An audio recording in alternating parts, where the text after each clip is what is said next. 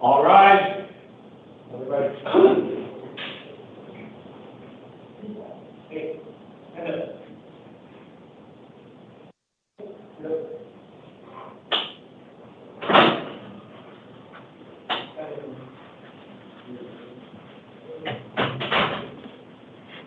Thank you. Please be seated.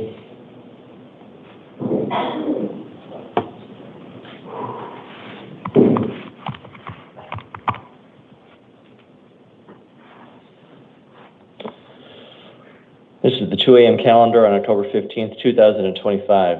Orders are given on the first of the month regarding the taking of DNA and fingerprints. Those orders remain in effect today.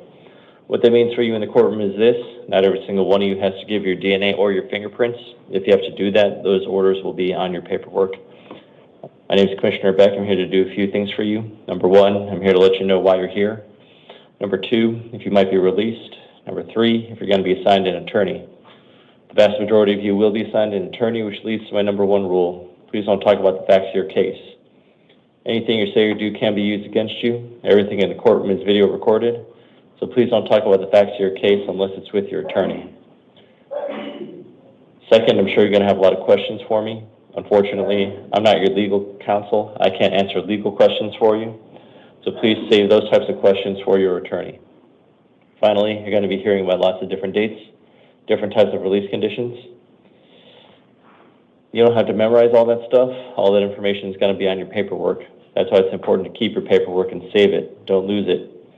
If you end up missing a court date or don't follow a written court order, you could just end up back here. When it comes to those release conditions, the release conditions I tell you in court are not going to be all of your release conditions. It's just the main ones. All of your release conditions that apply to you will be on your paperwork. Here's how the morning is going to work. I'm going to call two names. The first time I call is going to come in the courtroom, stand in front of me at the podium. Second name I call is going to sit on that chair next to the door. Then we're going to keep on cycling through until the calendar is finished. Okay, please get Anthony Raynor to the podium. Joel Kano to the chair, please. Name and date of birth, please. Anthony Raynor, 4/14/03. Thank you. You're here today in the Superior Court new case. You've been arrested for fraudulent schemes and artifices, a Class 2 felony. Trafficking in the identity of another Class 2 felony. Aggravated taking the identity of another Class 3 felony. 3 counts of theft of a credit card, Class 5 felonies. Fraudulent use of a credit card, Class 6 felony. Receiving an item obtained by fraud, a Class 6 felony. I have found probable cause. I'm assigning you an attorney. Your next court dates are October 21 and October 23rd in the downtown Superior Court. Setting secured appearance bond at $25,000. If you're able to bond out, you're not to return to the scenes of the crime. No contact with any victim or witness. No contact with your co-defendant. You're not to possess any weapons, drugs, or alcohol. And it appears as if... And you must contact your PO within 3 days if you're able to bond out. Please step to your left for your paperwork. Joel Kano to the podium. Jeremy Whelan to the chair, please.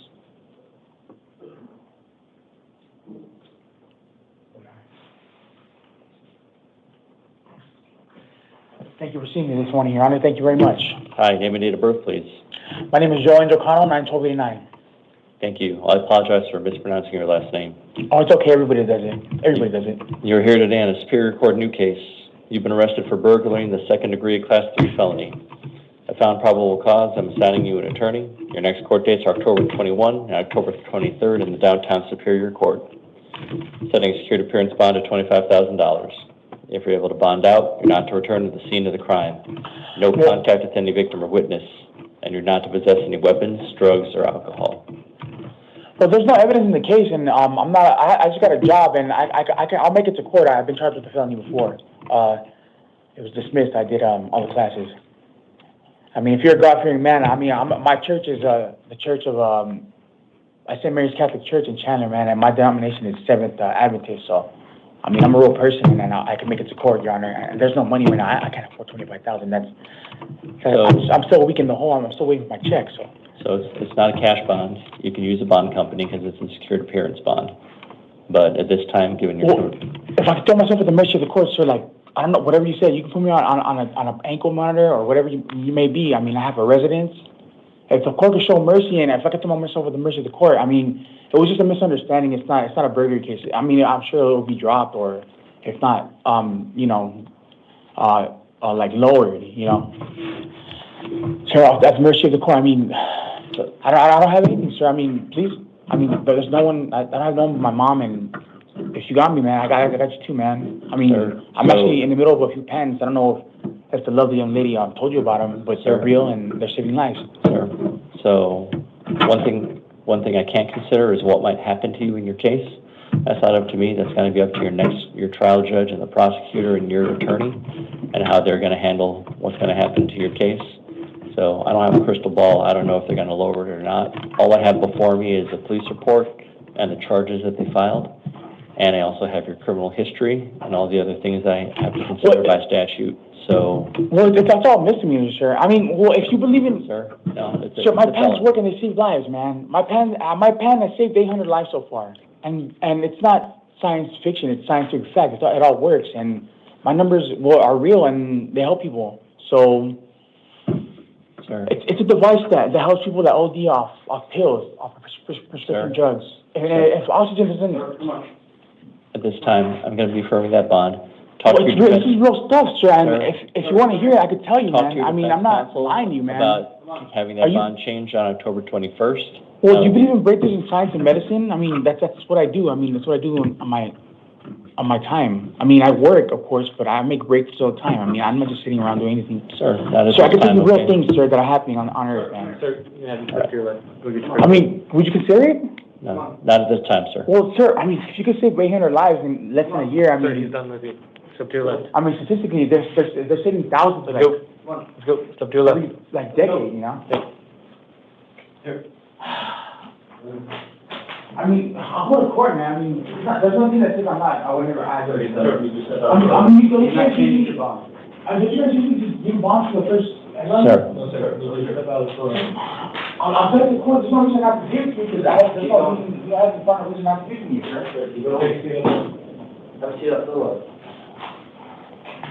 Jeremy Whelan to the podium. Adam Jones to the chair, please.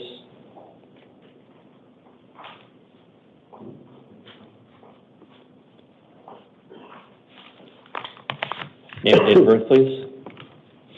Say again? Name and date of birth, please. Jeremy Whelan, April 28, 1975. Thank you. Sir, you're here today on a probation violation warrant. I'm assigning you an attorney. Your next court date is going to be October 22nd at the Downtown Superior Court. Setting a secured appearance bond of $8,000.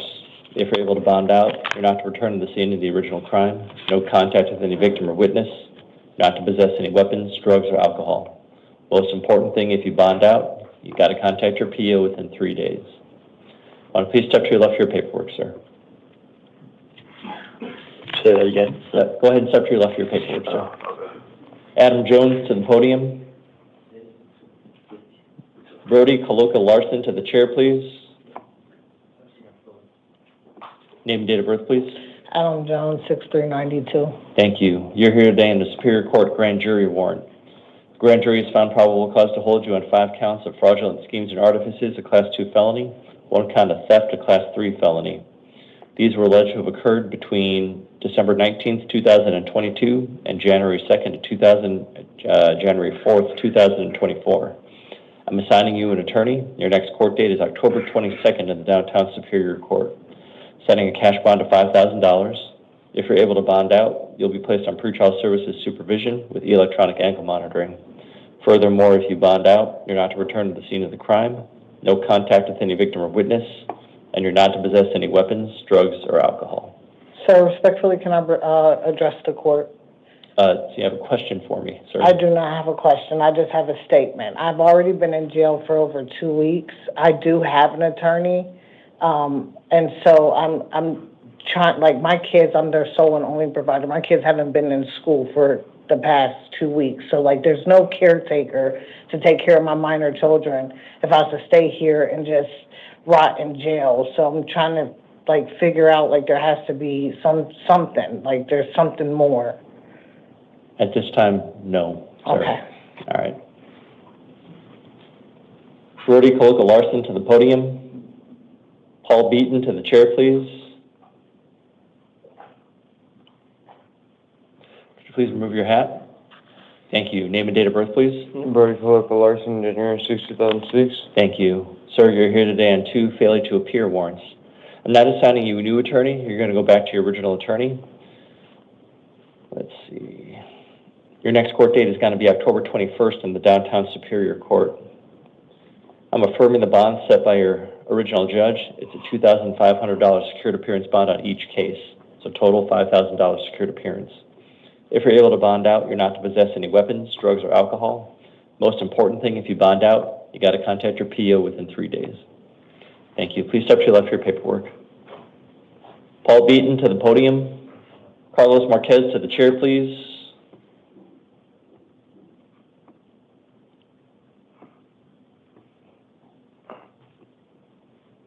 Name and date of birth, please.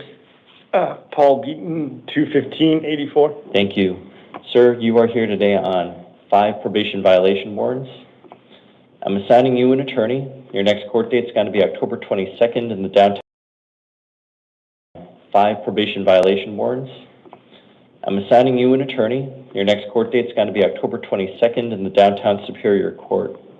I'm affirming the bond set by your probation violation judge. On the first case, it's $250. Second case is $750. Third case is $500, so you're up to $1,500. Fourth case is $500, so you're up to $2,000. Last case is $250. So total $2,250 secured appearance for all 5 of your cases. Sir, if you're able to bond out, you're not to possess any weapons, drugs, or alcohol. The most important thing, if you bond out, you have to contact your PO within 3 days. Okay. Thank you. Please step to your left for your paperwork. Carlos Marquez to the podium. Sierra Morgan to the chair, please. Name and date of birth, please. Carlos Parra Marquez, January 3rd, 1992. Thank you. Sir, you're here today on a Superior Court new case and 2 probation violation warrants. Let me talk to you about your new case. You've been arrested for taking contraband in a correctional facility, Class 2 felony, possession of dangerous drugs, a Class 4 felony. I found probable cause. I'm assigning you an attorney. Your next court dates are October 21 and October 23 in the downtown Superior Court, setting a secured appearance bond of $500.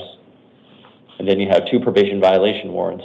I'm assigning counsel. Next court date's October 22nd for both of those, setting secured appearance bonds of, $500 on each one, so total $1,500 for all 3 of your cases.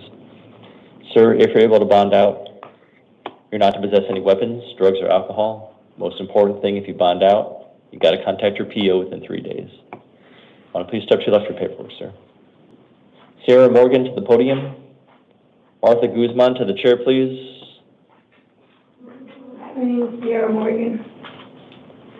Hi, sorry, you weren't in front of the mic. Could you say your name and date of birth, please? My name is Sierra Morgan, September 14, 1990. Thank you. Ma'am, you're here today on a Superior Court arrest warrant.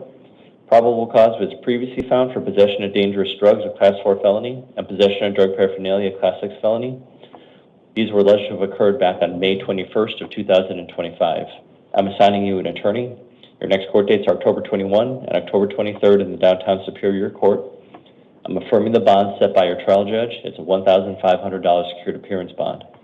If you're able to bond out, you're going to be on pretrial services supervision, and you're not to possess any weapons, drugs, or alcohol. Why don't please step to your left for your paperwork, ma'am. Martha Guzman to the podium. Jennifer Borayo to the chair, please.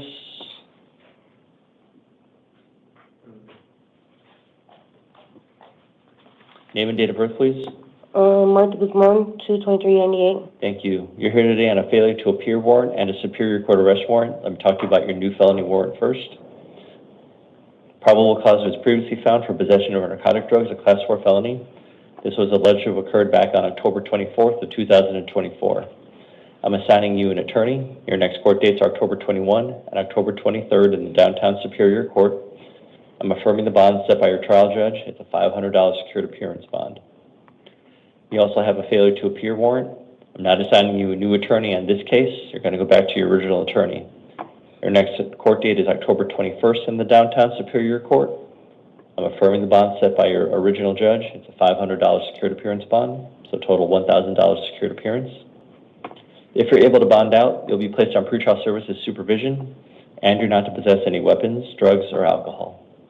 Why don't you please step to your left for your paperwork, ma'am. Jennifer Borayo to the podium. John Christman to the chair, please. Name and date of birth, please. Jennifer Ferrara, 4/15/91. Thank you. You're here today on a failure to appear warrant. I'm not assigning you a new attorney. You're going to go back to your original attorney. Your next court dates are October 21 and October 23rd in the downtown Superior Court. I'm affirming the bond set by your original judge. It's a $500 secured appearance bond. If you're able to bond out, you're going to be on pretrial services supervision, and you're not to possess any weapons, drugs, or alcohol. Why don't you please step to your left for your paperwork. John Christman to the podium. Stephen Velasquez to the chair, please. Name and date of birth, please. John Christman, 22872. Thank you. Sir, you're here today on a municipal court new case. You've been arrested for 2 counts of criminal damage, Class 1 misdemeanor, and disorderly conduct, Class 1 misdemeanor. I'm not finding probable cause as to 1 count of criminal damage. I am finding probable cause as to the other count of criminal damage and the disorderly conduct. So in only considering those 2 charges, I am appointing you counsel. Your next court date is October 21st. That's at the Surprise City Court, setting a secured appearance bond of $500. Sir, if you're able to bond out, you are not to return to the scene of the crime, no contact with any victim or witness. You're not to possess any weapons, drugs, or alcohol. If there are any orders of protection that are put out against you, you have to follow those orders.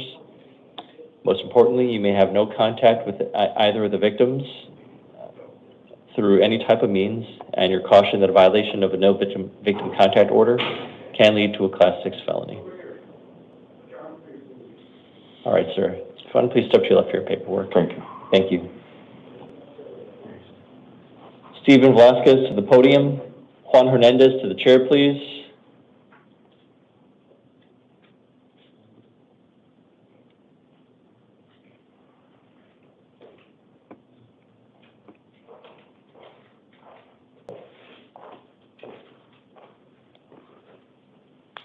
Name and date of birth. June 30/04. Your full name, please. Stephen Dustin Velasquez. Thank you. You're here today on a Superior Court new case. You've been arrested for possession of narcotic drugs, Class 4 felony, possession of drug paraphernalia, Class 6 felony. I found probable cause. I'm assigning you an attorney. Your next court dates are October 21 and October 23rd in the downtown Superior Court, setting a secured appearance bond of $500. If you're able to bond out, you're going to be on pretrial services supervision, and you're not to possess any weapons, drugs, or alcohol. Why don't you please step to your left for your paperwork, sir. What? Juan Hernandez to the podium. Christina Tapia to the chair, please.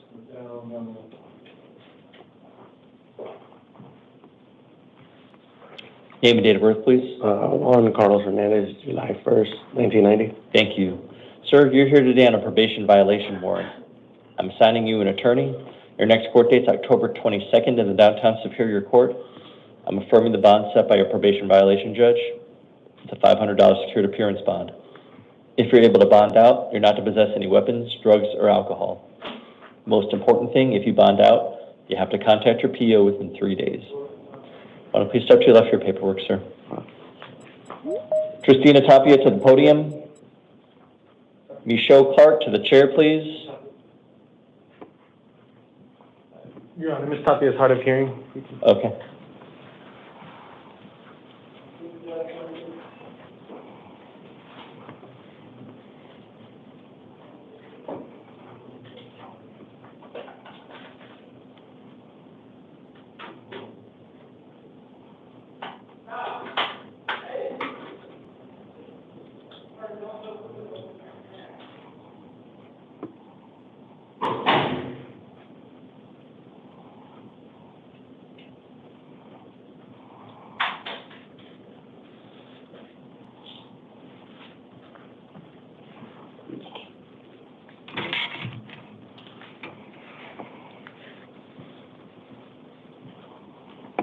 Hi, ma'am, can you hear me? Okay. Could you state your full name and date of birth? Christina Tapia, 4/1982. Thank you. You're here today on a probation violation warrant. I'm assigning you an attorney. Your next court date is October 22nd at the Downtown Superior Court. I'm affirming the bond set by your probation violation judge. It's a $250 secured appearance bond. If you're able to bond out, you're not to possess any weapons, drugs, or alcohol. Most important thing, if you bond out, you have to contact your PO within 3 days. Okay, ma'am? Please step to your left for your paperwork. Thank you.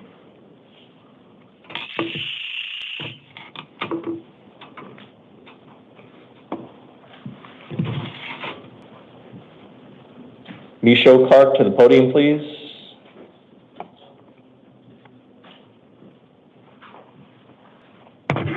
Hi, name and date of birth, please. Michaud Clark, 0520-1983. Thank you. Sir, you're here today on a municipal court warrant. I'm assigning you an attorney. Your next court date's going to be October 20th. That's at the El Mirage City Court. I am affirming the bond set by your judge out there. It's a $150 secured appearance bond. If you're able to bond out, you're not to return to the scene of the crime, no contact with any victim or witness, you're not to possess any weapons, drugs, or alcohol, and if there are any orders of protection that are put out against you, you have to follow those orders. Okay, so, may I have like 2 seconds real quick? Do you have a question for me, sir? Yeah, I don't know why I'm here. I mean, besides they told me,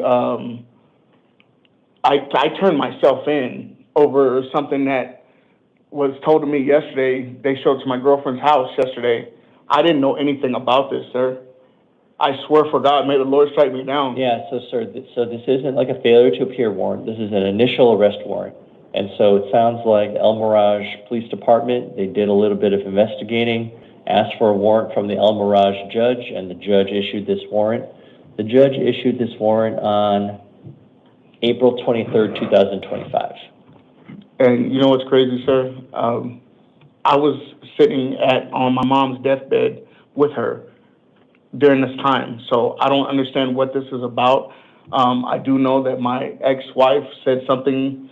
Sir. Okay. Did you hear? I don't mean to interrupt the announcement that I gave about not talking about the facts of your case. I apologize, sir. No need to apologize. This is my first time, so this is something new to me. I understand, sir. But so the only information I have is a valid warrant and where it's coming from and how much that warrant is for. I have no other facts of the case.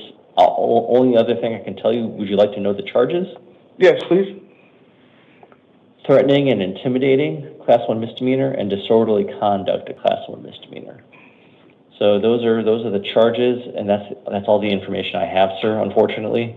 So who do I pay? Am I able to leave? So unfortunately, they took your property, correct? Yeah, well, they took your wallet and all that stuff? Yeah, they gave it to my girlfriend. Okay, they gave it to your girlfriend? Yeah, my girlfriend has it. So she's going to have to bail you out. She has to go to the 4th Avenue jail, and that's where they pay bail, and then you'll be released after that bail is paid. All right, sir. All right, thank you. All right. Good luck to you, sir. Can we please clear the courtroom? Yes, sir. Thank you. I have to visit 2 individuals back at their cell. They pose a risk of harm to themselves or the others. Miguel Montoya, date of birth 4/25/1988, is here on 2 probation violation warrants. I'm signing counsel. Next court date's October 22nd at the Downtown Superior Court, affirming the bond set by his probation violation judge, $350 secured appearance bond on each one, total $700. If he's able to bond out, not to possess any weapons, drugs, or alcohol, must contact his PO within 24 hours. Juan Cuevas, date of birth 9/25/1999, here under probation violation warrant. I'm signing counsel. Next court date is October 22nd at the Downtown Superior Court, setting secured appearance bond of $500. Finding probable cause on a new term 1 violation. If he's able to bond out, not to return to the scene of the crime, no contact with any victim or witness, not to possess any weapons, drugs, or alcohol, must contact his PO within 3 days. After visiting with these individuals back at their cell, if I'm to make any changes to these release conditions, I'll come back on the record to make those changes. Ronnie Martin to the podium. Elmer Solis to the chair, please. Hi, is the interpreter on the line? The interpreter has disconnected. To reconnect with your interpreter, press or say 1. To connect with a new interpreter, press or say 2. To select a different language, press or say 3.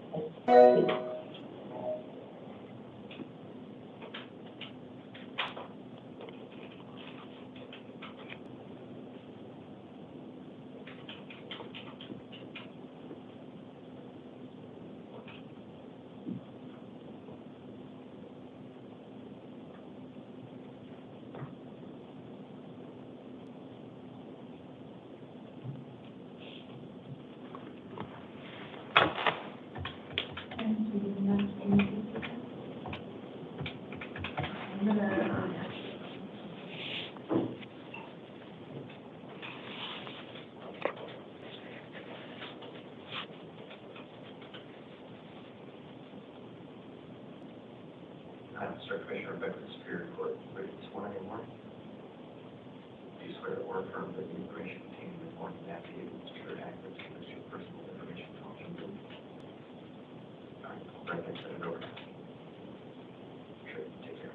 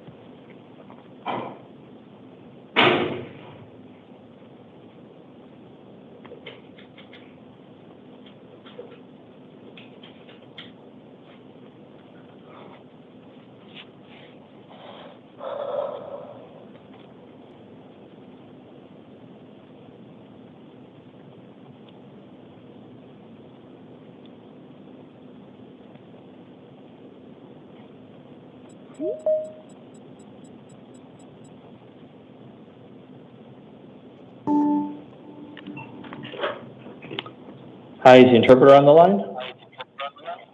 Yes, this is your Spanish interpreter. Thank you. I'll be speaking to the defendant now. Would you please slowly and clearly state your full name and date of birth? Por favor, diga fuerte y claro su nombre y su fecha de nacimiento.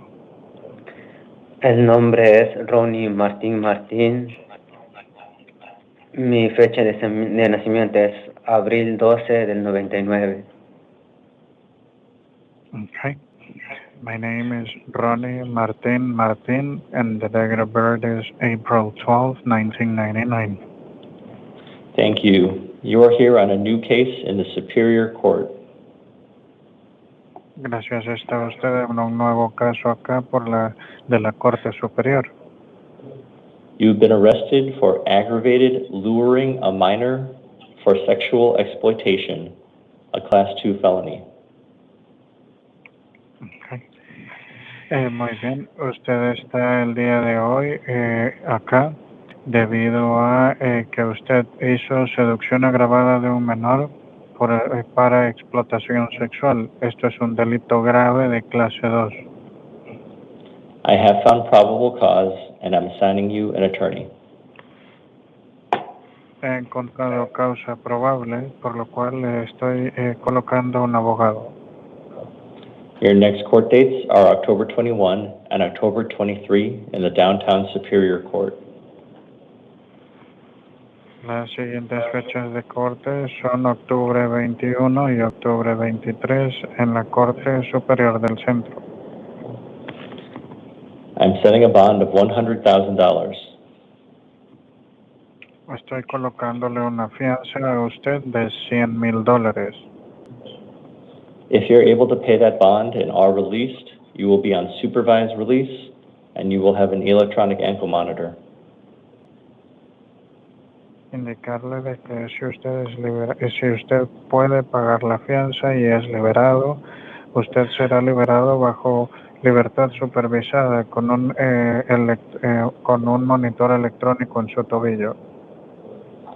Furthermore, you're to have no contact with any witness or with any minors. Indicarle que está de más indicarle que no tiene que tener contacto con ningún testigo y mucho menos con ningún menor. You are also prohibited from accessing the internet through any electronic device. También se le prohíbe acceder al internet desde cualquier aparato electrónico. The only exception is to communicate with your defense attorney. La única excepción es para que usted se pueda comunicar con su abogado defensor. Finally, you are not to possess any weapons, drugs, or alcohol. Por último, usted no debe poseer ningún arma, ninguna droga y ningún tipo de alcohol. Please go to your left for your paperwork. Por favor, vaya a su izquierda para su papeleo. Me gustaría decir algo, unas pequeñas palabras. I would like to say some small words. Only if you have a question.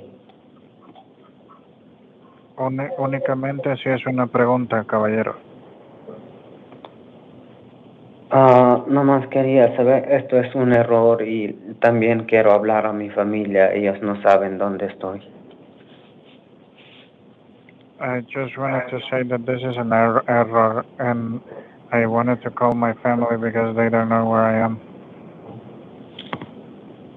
When you get transferred to the main facility, you will have access to a telephone at that time. Cuando usted sea transferido a las instalaciones principales, usted tendrá un acceso a un teléfono allá. Okay. Please go to your left for your paperwork. Por favor, vaya a su izquierda para su papeleo, señor.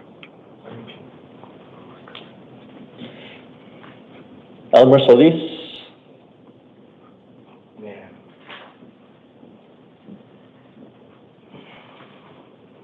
Okay, Mr. Interpreter, I'll be speaking to this next defendant.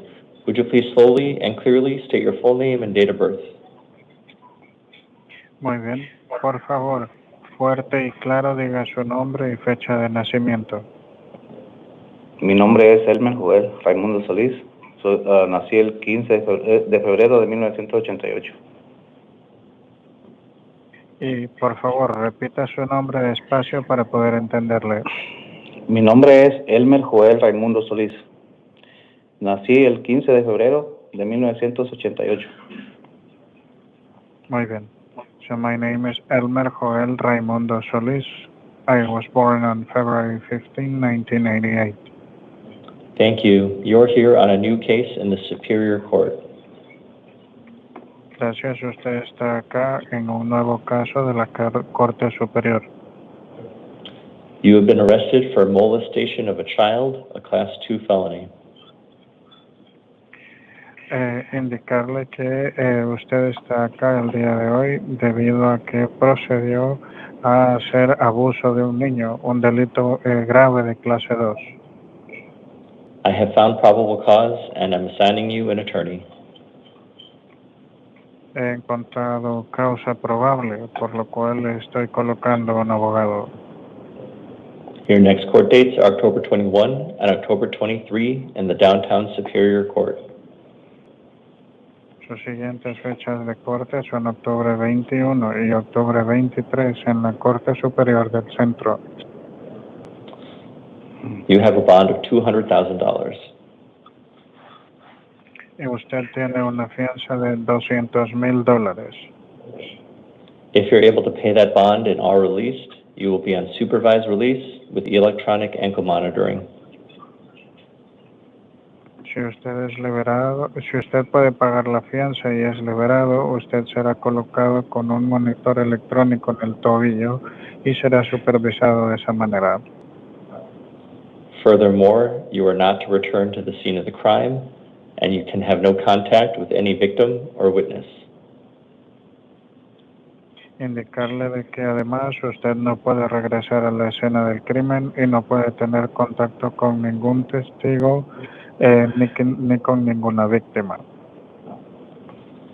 You are not to have any contact with any minors, and you cannot possess any weapons, drugs, or alcohol. Indicarle que usted no puede tener ningún contacto con ningún menor y tampoco puede tener ningún arma, drogas o alcohol. Please go to your left for your paperwork. Por favor, vaya a su izquierda para su papeleo. ¿Le puedo hacer una pregunta? Can I ask you a question? Yes. No, es que como si me va a tener aquí, me va a mandar a la población y tengo miedo que me puedan hacer daño hasta que se demuestre lo contrario. Si me puede poner en diferentes celdas con personas que están, ¿cómo se dice? Personas que tienen cargos iguales, porque la gente de ahí de la población no va a saber si hasta que se demuestre lo contrario. ¿Me entendió? Se refiere, caballero, en vez de población, se refiere a la prisión, ¿correcto? No. O sea que como me va a tener detenido y me va a mandar con la demás gente que está ahí que tienen como DUI o delitos de droga, y pues tengo miedo que me vayan a golpear o hacer daño porque pues ellos no saben por lo de mi caso hasta que se demuestre lo contrario. Pues quería saber si me podía poner con gente que tenga el mismo delito para no tener problemas, para que me puedan hacer un daño o algo ahí con ellos, con las otras gentes que tienen diferentes cargos. Por favor, aguarde, caballero. ¿Sí? ¿Me entendió? The interpreter had to ask clarifying question because the statement was not clear. I'll proceed now. So I was wondering if you can actually put me in another cell with people that has the same charges as me, because I'm afraid that if you send me to with the rest of the people that has, like, for example, DUI charges or any other type of charges, they will cause me harm. So I'm afraid they can hit me or do something to me because of the charges that I have. So I was wondering if you can put me with people that has the same charges as me, the same felonies. Sir, I do not control where you are placed. That is up to the sheriff's office, but you will likely be placed with other people with the same charges, or you will be placed in a cell alone. Okay. Y voy a tener... Dígame. Por favor, acate las pausas, caballero. No tengo ningún control acerca de dónde usted es colocado. Eso ya dependerá de la oficina del sheriff. Es muy probable que usted sea colocado con personas que tengan los mismos cargos o que se le coloque en una celda a usted solo. Okay. ¿Y me va a dar mi abogado? Are you going to set an attorney for me? I have already assigned you an attorney. Ya se le ha asignado un abogado, señora. Okay, gracias. No es todo. Thank you. That's all. Okay, thank you for your help, Mr. Interpreter. Thank you for choosing language. Have a wonderful evening, Your Honor. Thank you. This will conclude the 2 a.m. calendar.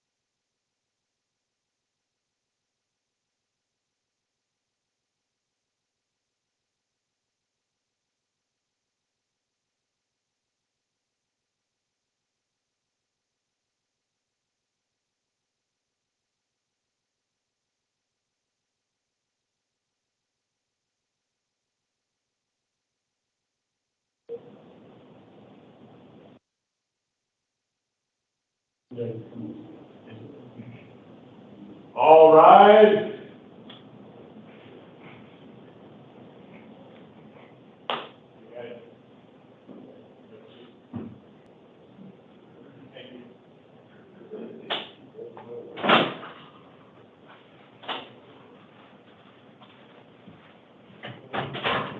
Thank you. Please be seated.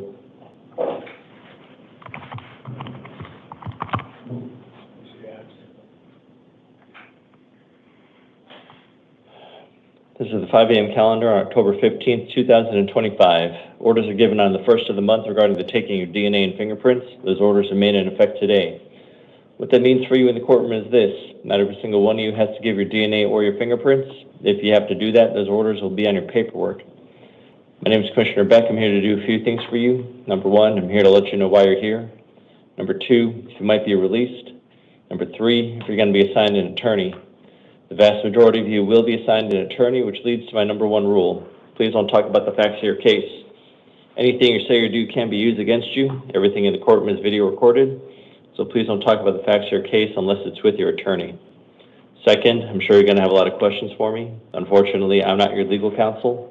I can't answer legal questions for you, so please save those types of questions for your attorney. Finally, you're going to be hearing about lots of different dates, different types of release conditions. You don't have to memorize all that stuff. All that information is going to be on your paperwork. That's why it's important to keep your paperwork and save it. Don't lose it. If you end up missing a court date or you don't follow a written court order, you could just end up back here. Also, when it comes to those release conditions, what I tell you in the courtroom is going to be some of those release conditions, some of the more important ones, not all of your release conditions. A list of all your release conditions will be on your paperwork. Here's how the morning's going to work. I'm going to call two names. First name I call is going to come in the courtroom and stand in front of me at the podium. Second name I call is going to sit on that chair next to the door. Then we're going to keep on cycling through until the calendar's finished. Could I please get Francisco Martinez to the podium? Todd Oviedo to the chair, please. Hello, good morning. Morning. Would you please lower your mask? Yes. Thank you. No worries. Name and date of birth, please. 9/30/91, Francisco Antonio Martinez. Thank you. Sir, you're here today on a probation violation warrant. Yes. I'm assigning you an attorney. Your next court date is going to be October 22nd in the downtown Superior Court. Based upon the alleged violation of your probation, sir, at this time you're going to be held non-bondable due to the alleged violations. So again, your next court date is going to be October 22nd. Okay, no new charges, right? It was just a warrant? Correct. Okay, because I just finished my parole and I just got put on this probation 2 weeks ago, so it's my first That's right. violation. So as there's no. I went to see my PO and then they kind of just arrested me there. And right. That was it. It was my first violation or first arrest since I've been out. Correct, but it's for violations. It's for alleged violations of your probation. Yeah, I missed my PO. All right. Missed the visit. Well, it's more than that, but no, that's what he told me. The last thing he just told me, he was just like, you keep coming late. So it's violations of terms 21D, 21J, and 21K. I'm not going to go through those with you now. Just so read through your paperwork, okay, sir? What did he say something on there? I mean, no, it's just a list of the terms of your probation. No, I'm aware.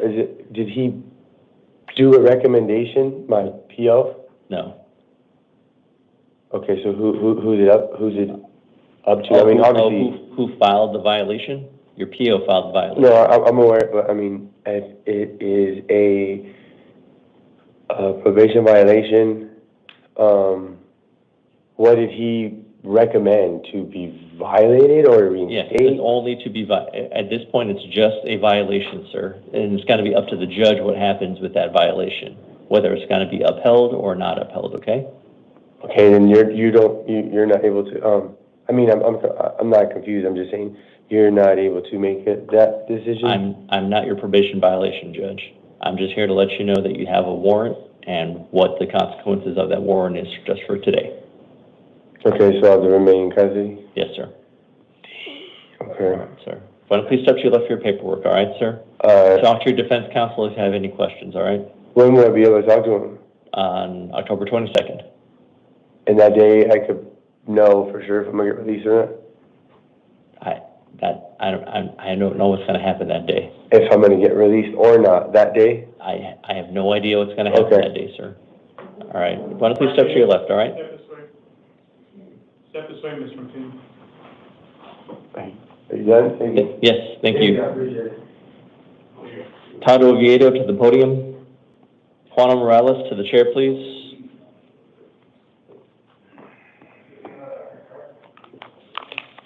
Name and date of birth, please. Todd Oviedo, 10-875. Thank you. You're here today in the Superior Court new case and a probation violation warrant. Let me talk to you about your new case. You've been arrested for possession of narcotic drugs for sale, Class 2 felony. Possession or use of a weapon in a drug offense, Class 4 felony. Possession of a weapon by a prohibited person, a Class 4 felony. I found probable cause. I'm assigning counsel. Your next court dates are October 21 and October 23rd in the Downtown Superior Court, setting a cash bond of $50,000. You also have a probation violation warrant. I'm assigning counsel. Your next court date is October 22nd in the Downtown Superior Court. Finding probable cause as to a new Term 1 violation, setting a secured appearance bond of $500 for your probation violation. If you're able to bond out on both of your matters, sir, you're not to return to the scene of the crime, you're not to possess any weapons, drugs, or alcohol, and you must contact your PO within 3 days. Why don't you please step to your left for your paperwork, sir. Juana Morales to the podium. Trevor Nelson to the chair, please.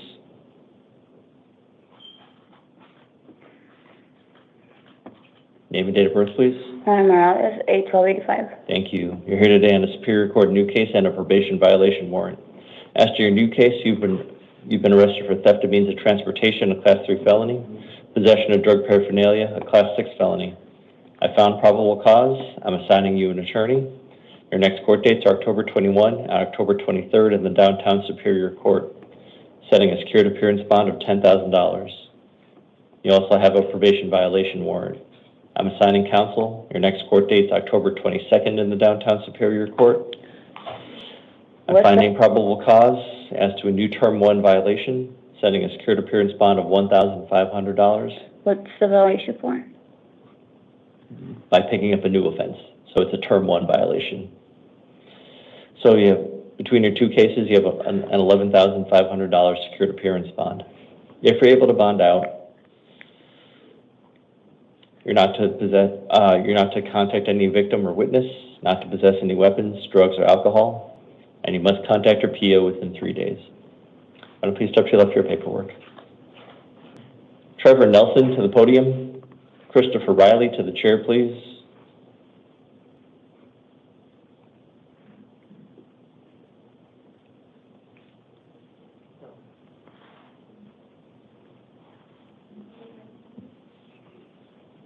Name and date of birth, please. Trevor Nelson, April 24th, 1995. Thank you. You're here today on a Superior Court new case.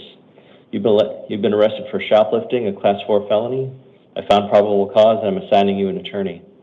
Your next court dates are October 21 and October 23rd in the Downtown Superior Court, setting a secured appearance bond of $10,000. If you're able to bond out, you'll be placed on pretrial services supervision. You're not to return to the scene of the crime, no contact with any victim or witness. You're not to possess any weapons, drugs, or alcohol, and you may not enter any Target stores or their premises. Why don't you please step to your left for your paperwork, sir. All right. Thank you. Christopher Riley to the podium. Kerwin James to the chair, please.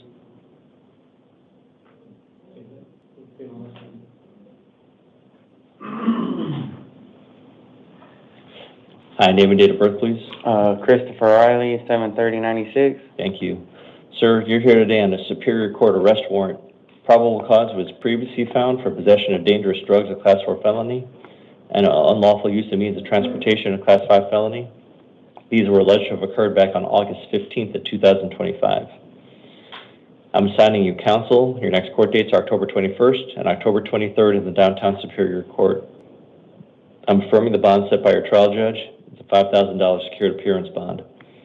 If you're able to bond out, you'll be placed on pretrial services supervision. You're not to return to the scene of the crime, no contact with any victim or witness, and you're not to possess any weapons, drugs, or alcohol. Please step to your left for your paperwork, sir. I actually have a question. So, I have court on the 22nd of next month as well. I'm here on a page 2. I'm in county on a different case. Okay. I was wondering, is there any way we could like sum it all up easier than that? Yeah, so whatever your first court, so your next court date is October 21. All right. They'll probably bring your second case in, and they'll try to put them together on that day. If they don't put them together on that day, because you said your next court date on the other cases, you said the 22nd? Yeah, of next month. Yeah, then next month, of November? Yeah. Yeah, what's probably going to happen is they'll probably set a All status. right, it's 11/12 is the 12th of next month. The 12th of next month? What'll probably happen, they'll set a status conference on your other case. Here in this case, they'll try to get them together. Right, because I went for sentencing and I was supposed to be going to prison, and these charges popped up the day before sentencing. So this is going to push it out a little bit. So try to finish. I'm just not trying to go to court a million times. I already done that a bunch of times, and all they do is just keep bringing up charges on me. I understand, sir. That's up to the prosecutor's office, and so they'll try to put everything together. So I'm gonna go to court one time on this page 2, and then I'm gonna come back for sentencing. No, you gotta finish up. You gotta get a plea and all that stuff on this case too. Well, I already signed. The judge accepted a plea for my other case. Yeah, this is a brand new case, and so you're gonna have to go through that whole So process. there's no way the 2 cases could be put together? I mean, not until you sign another plea or go to trial. All right, so my next court date is when? October 21st, sir. All right, thank you. Thank you, sir. Kerwin James to the podium. Alejandro Fausto to the chair, please.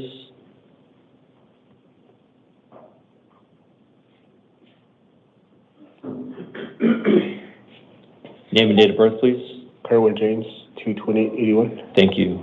You're here today on the Superior Court new case. You've been arrested for robbery, a Class 4 felony. I found probable cause. I'm assigning you an attorney. Your next court dates are October 21 and October 23rd in the Downtown Superior Court. Setting a secured appearance bond of $5,000. If you're able to bond out, you'll be placed on pretrial services supervision with electronic ankle monitoring. Furthermore, if you bond out, you can't go back to the scene of the crime. No contact with the victim, so that means no contact with your wife. You're not to possess any weapons, drugs, or alcohol. If there are any orders of protection that are put out against you, you have to follow those orders. And if you bond out, you cannot live with the alleged victim, even if you're the owner or renter of the property. You're allowed 1 civil standby with local law enforcement to collect any essential belongings, and you're cautioned that a violation of a no victim contact order can lead to a Class 6 felony.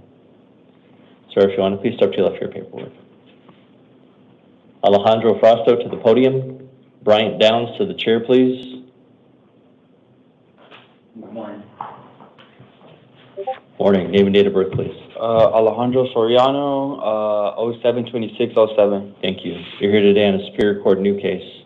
You've been arrested for unlawful flight, Class 5 felony, reckless driving, a Class 1 misdemeanor.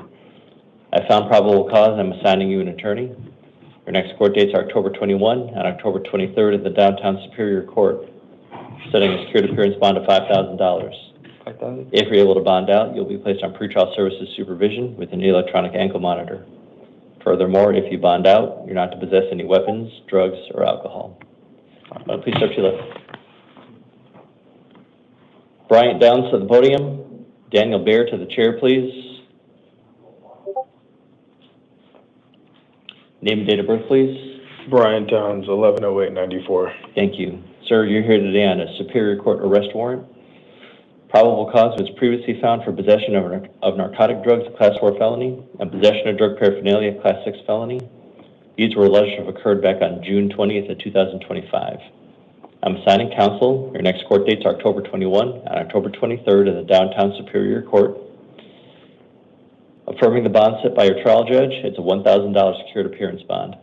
If you're able to bond out, you'll be placed on pretrial services supervision, and you're not to possess any weapons, drugs, or alcohol. If you step to the left of your paperwork, sir. I also had a case that I just signed a plea for. Same deal, sir. So you're gonna have to go through, start fresh with this new case? Well, yeah, it's on the 30th, so would it be closed by the time the 30th hit? Since it's on the 21st and the... So your other case, Yeah, You said you signed a plea? yeah, and then sentencing's on the 30th. Yeah, so that sentencing's not gonna happen until you finish up this case. Okay, All right, sir? okay. All right, thank you. Daniel Bear to the podium. Gilbert Santillan to the chair, please. Hi, name and date of birth, please. Daniel Bear, February 2nd, 1971. Thank you.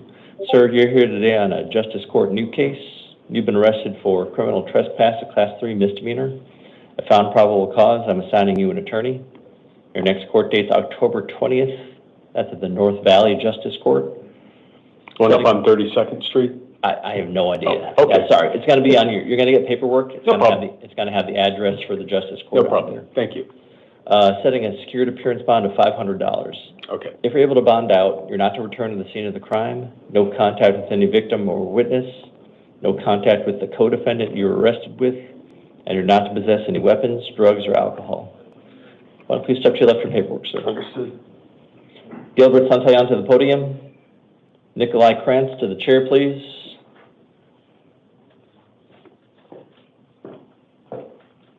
Name and date of birth. Gilbert Davis Santillan, September 8, 2001. Thank you. You're here today on a probation violation warrant. I'm assigning you an attorney. Your next court date's October 22nd in the downtown Superior Court.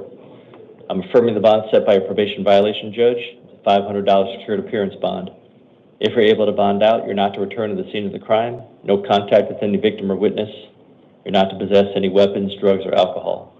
Most important thing, if you bond out, you have to contact your PO within 3 days.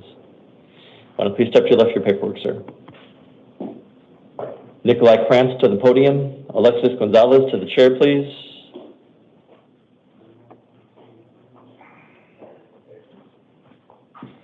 Hi, name and date of birth, please.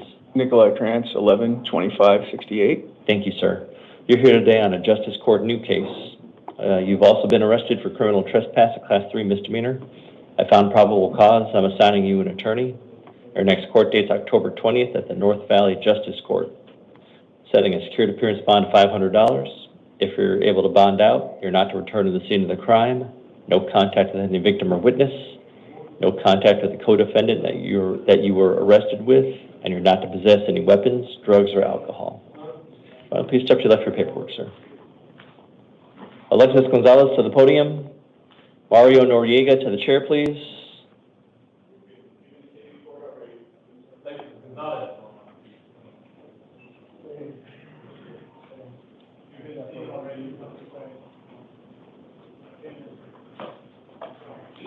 Name and date of birth, please. Alexis Gonzalez, vacancy T94. Thank you. Sir, you're here today on a Superior Court new case and a probation violation warrant. Let me talk to you about your new case. You've been arrested for possession of narcotic drugs, a Class 4 felony. I found probable cause. I'm assigning you an attorney. Your next court dates are October 21, October 23 in the downtown Superior Court, setting a placeholder bond of $50. You also have a probation violation warrant. I'm assigning counsel. Your next court date's October 22nd in the downtown Superior Court. Finding probable cause as to a new Term 1 violation, setting a secured appearance bond of $250, so total $300 secured appearance for both cases. If you're able to bond out, you're not to possess any weapons, drugs, or alcohol. The most important thing, if you bond out, you have to contact your PO within 3 days. Please step to your left for paperwork, sir. Mario Noriega to the podium. Eric Gonzalez Cruz to the chair, please.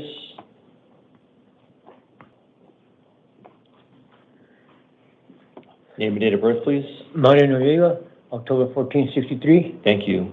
Sir, you're here today on a Superior Court arrest warrant. Probable cause was previously found for possession of narcotic drugs, a Class 4 felony, possession of drug paraphernalia, Class 6 felony, possession of marijuana, Class 6 felony. These were alleged to have occurred back on September 14 of 2017. I'm assigning you an attorney. Your next court date's October 22nd in the downtown Superior Court. I'm affirming the bond set by your trial judge. It's a $250 secured appearance bond. If you're able to bond out, you'll be placed on pretrial services supervision, and you're not to possess any weapons, drugs, or alcohol. Why don't you please step to your left for your paperwork, sir. Eric Gonzalez Cruz to the podium. Jeremy Griffin to the chair, please.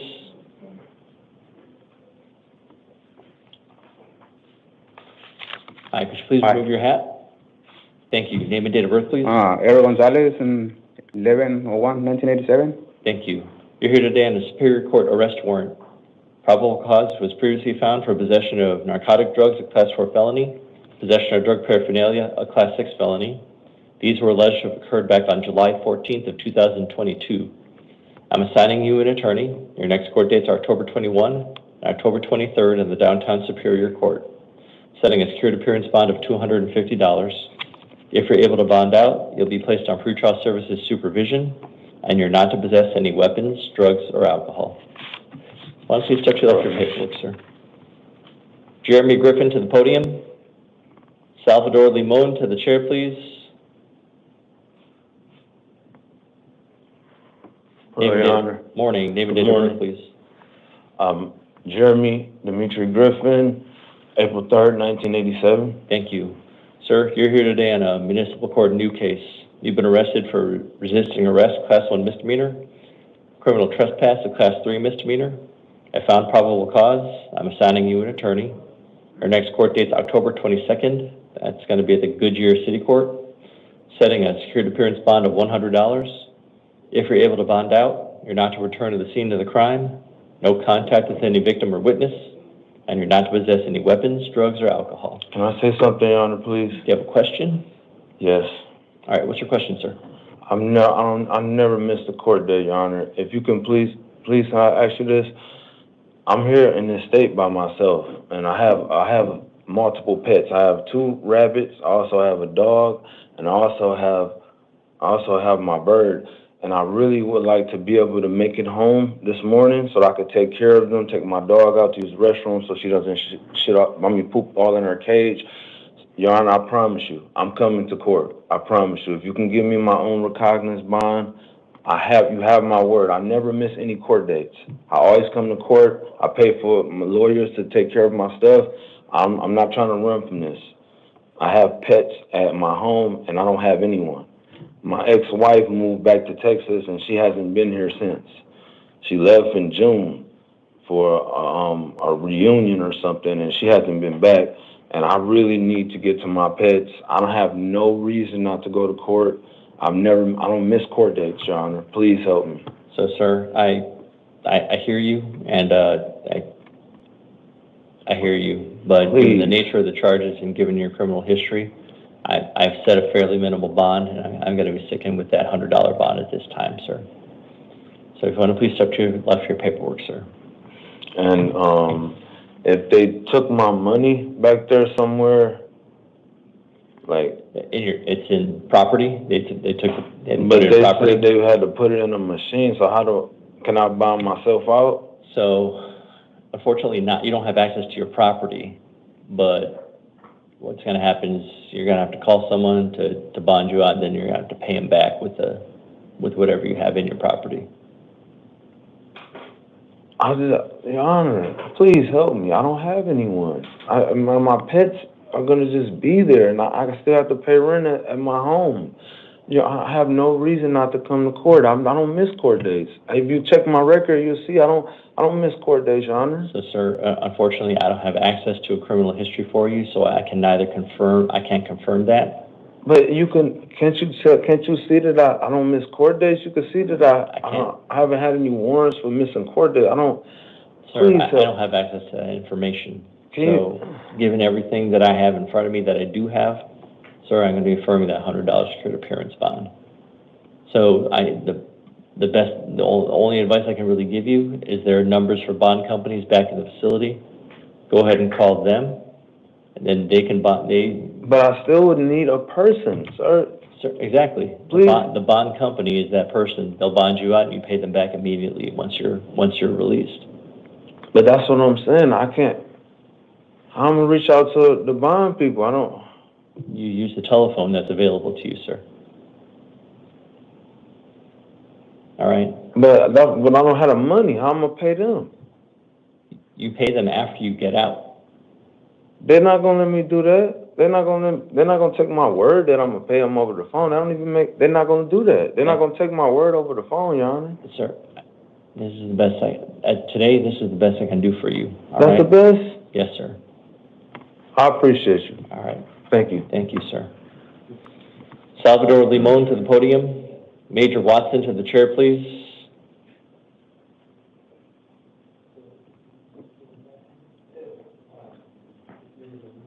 Name and date of birth, please. Salvador Limon, Date of birth, please. August 29th, 1987. Thank you. Thank you. You're welcome. Sir, you're here today on the Superior Court new case. You've been arrested for possession of dangerous drugs, a Class 4 felony, possession of drug paraphernalia, Class 6 felony. I am not finding probable cause today on the possession of dangerous drugs. I am finding probable cause as to the drug paraphernalia. But sir, I have to let you know, just because I don't find probable cause today, doesn't mean that the prosecutor's office can't find it at a later time. So I don't want you to think that it's necessarily going to go away forever. Do you understand that, sir? Yes. Okay. So as to the one charge that I have found probable cause, I'm assigning you an attorney. Your next court dates are October 30 and November 3rd at the Downtown Superior Court. Upon your promise to appear, I'll be releasing you today, but there are some conditions to your release. You are not to possess any weapons, drugs, or alcohol, and you must continue to obey the order of protection that's been put out against you. Do you understand all these conditions? Yes, sir. Do you promise to follow all these conditions? Yes, sir. Do you promise to appear on October 30 and November 3rd at the Downtown Superior Court? Yes, sir. Do you understand if you don't show up, they'll issue a warrant for your arrest? Correct, sir. All right. Upon your promise to appear, I'll be releasing you on your own recognizance. Okay. All right. Please step to your left for your paperwork. Thank you. Major Watson to the podium. Jake Blackburn to the chair, please.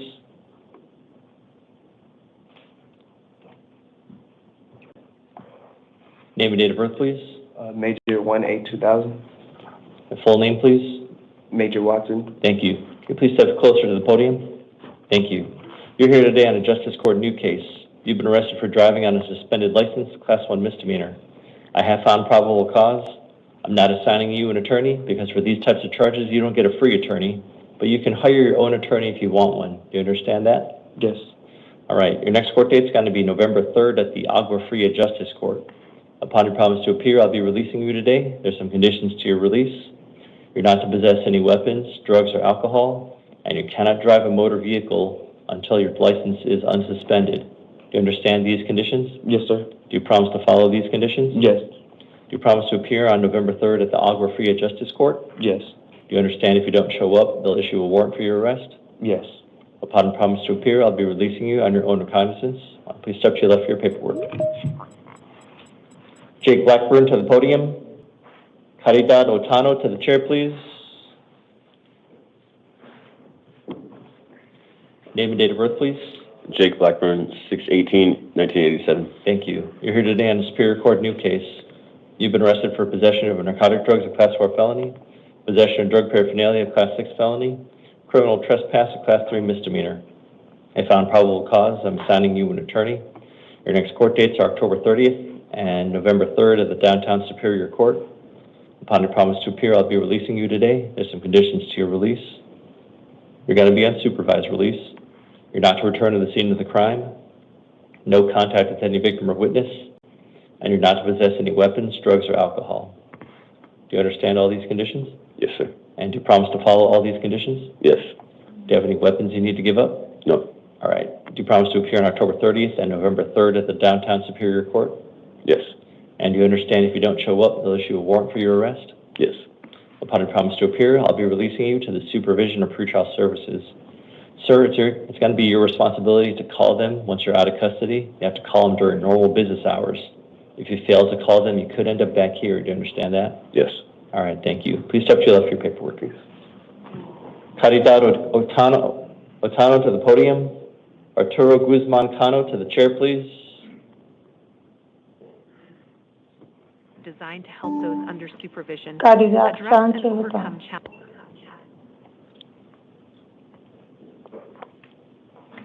Hi, is the interpreter on the line? Yes, I'm here. Hello.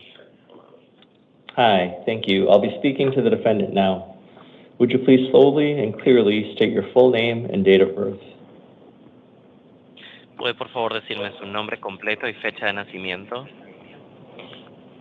Caridad Sánchez Otaño, 0929-1966. Caridad Sánchez Botana, 09/29/1966. Thank you. You are here on a new case in the Superior Court. Está aquí por un nuevo caso en la Corte Superior. You've been arrested for aggravated taking the identity of another, a Class 3 felony. Usted ha sido arrestada por tomar la identidad de otro transeúnte.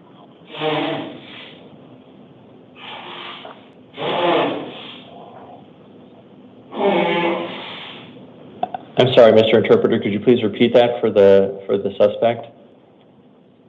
Usted fue arrestada por tomar la identidad de otro transeúnte. Sí. I have found probable cause, and I'm assigning you an attorney. Tenemos algunos problemas y le voy a estar enviando con un abogado. Your next court dates are October 30th and November 3rd in the Downtown Superior Court. Nuestros próximos fechas de corte son el 30 de octubre y el 1 de noviembre en la Corte Superior del Downtown. November 3rd, not 1st. I apologize. Noviembre 3. Upon your promise to appear, I'll be releasing you today, but there are conditions to your release. Debido a los problemas que tenemos por apelación, la voy a estar liberando el día de hoy bajo las condiciones de liberación. You will be placed on supervised release, and you're not to return to the scene of the crime. La voy a liberar con una supervisión y se supone que no debe volver a la escena del crimen. You are not to contact any victim or witness, and you cannot possess any weapons, drugs, or alcohol. No puede entrar en contacto con ninguna víctima, ni testigo, ni puede estar bajo posesión de armas, drogas o alcohol. Do you understand all of these conditions? ¿Entiende todas estas condiciones? Sí, las entiendo, pero quería saber si el día 3 de noviembre, que tengo la nueva corte, podía llevar un abogado. Yes, I understand that, but I would like to know if on November 3rd that I will be having a new court, can I take an attorney with me? I'm sorry, could you please repeat that, Mr. Interpreter? This is the interpreter repeating back. Yes, I understand that, but I just want to know if for the new court date for November 3rd, can I take an attorney with me? Your next court date is October 30th, and I've assigned you an attorney. Su próxima corte es el 30 de octubre y sí le voy a asignar un abogado. Do you promise to follow the conditions that I've stated to you? ¿Promete seguir al pie de la letra las condiciones que le acabo de leer? Sí. Yes. Do you have any weapons that you need to give up? ¿Tiene algún arma? Debe devolverla. No, no tengo. No, I don't. Do you promise to appear on October 30 and November 3rd at the Downtown Superior Court? Promete aparecer en la corte el 30 de octubre y el día 3 de noviembre en la Corte Superior del Downtown? Sí. Yes. Do you understand that if you don't show up, they will issue a warrant for your arrest? ¿Entiende que si no aparece haremos una orden de arresto? Sí, sí, entiendo eso. Yes, I understand that. Upon your promise to appear, I will be releasing you to the supervision of, I will be releasing you to supervised release. Bien, debido a los problemas de apelación, daré la liberación bajo supervisión. It is your responsibility to call them during normal business hours. Tu responsabilidad es llamarlos en nuestros horarios hábiles de servicio. If you fail to call them, you could end up back here. Si falla llamándolos, podría volver a terminar aquí. Do you understand? ¿Entiende? Sí, entiendo. Lo que quería hacer una pregunta, si ya hasta el día ese 30 de noviembre no tengo que otra supervisión anterior. Yes, I understand, but I would like to ask if until that day, November 30th, wouldn't I have any other previous supervision? Your supervisor will set that schedule. Please make sure to call them. Tu supervisor se va a encargar de agendarlo. Asegúrese, por favor, de llamarlo. Okay. Please go to your left for your paperwork. Okay. Bien, por favor, tomen los papeles. Okay, thanks. Arturo Guzman Cano.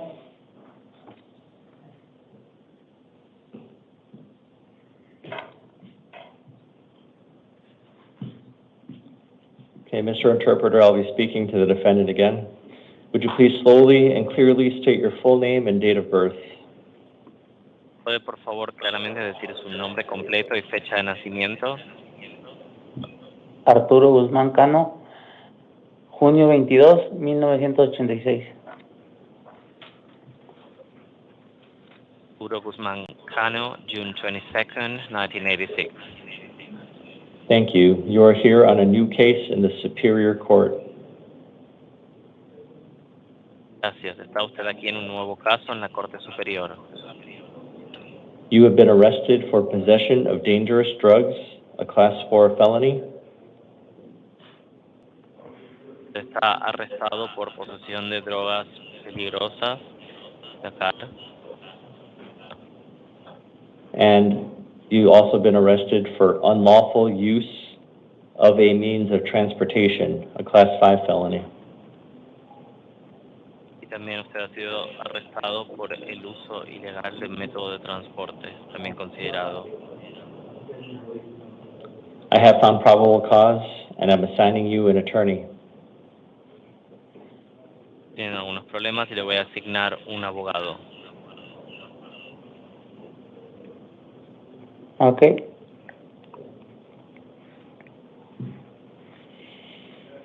One second, please. Un segundo, por favor.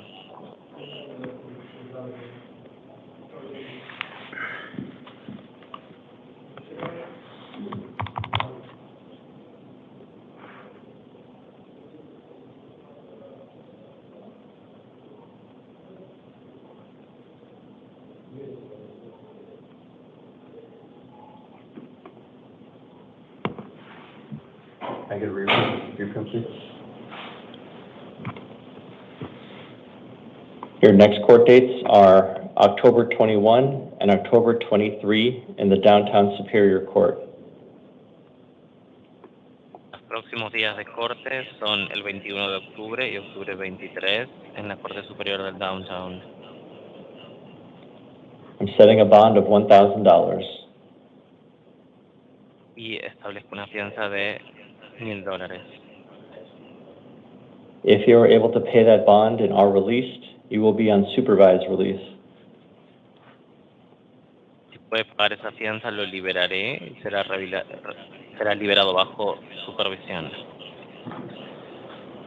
You're not to return to the scene of the crime, and you're to have no contact with any victim or witness. No debe volver a la escena del crimen, ni debe tener contacto con ningún testigo ni víctima. You're not to possess any weapons, drugs, or alcohol. No va a poseer armas, drogas, ni alcohol. Okay.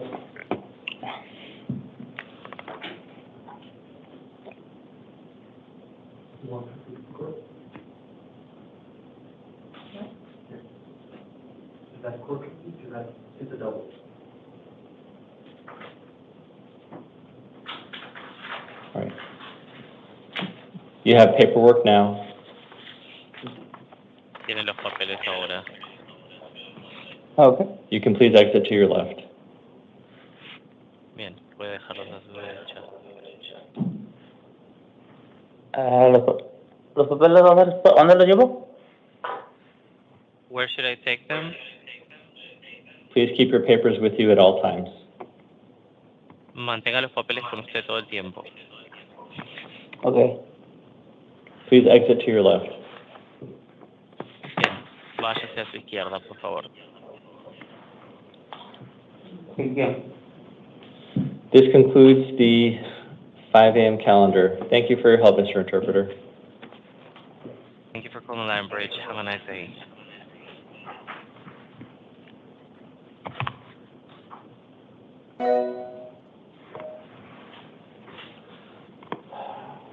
Okay, thank you. Thank you, very good.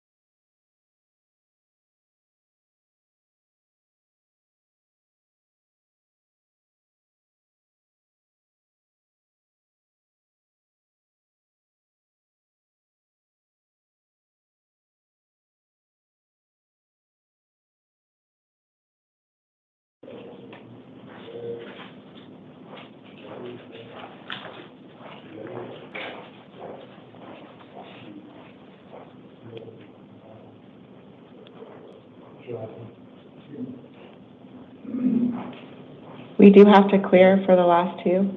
Yeah, that's it. Yeah.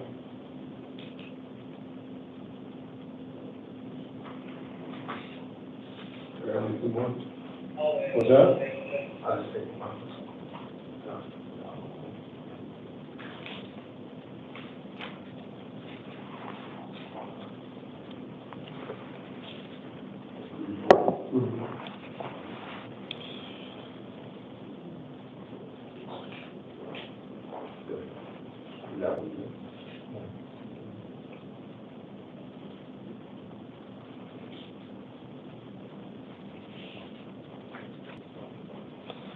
What's your name? It's the FOJ, and that's do you want the FOJ to step outside, or do you want them all cleared for both of those two? No, the FOJ does have to, the last two have to be cleared due to the nature of the charges. But even the FOJ, yes. Okay. I'll just have them set up there until you're ready for it. Okay.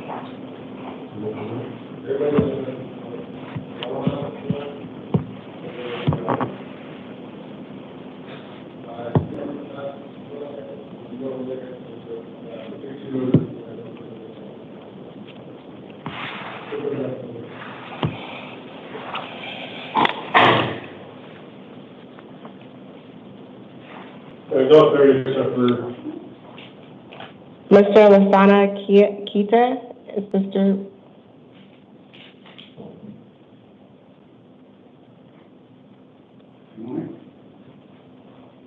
Morning, sir. Can you please state your first and last name and your date of birth? My name is Lasana Keita, date of birth is 7/11/1973.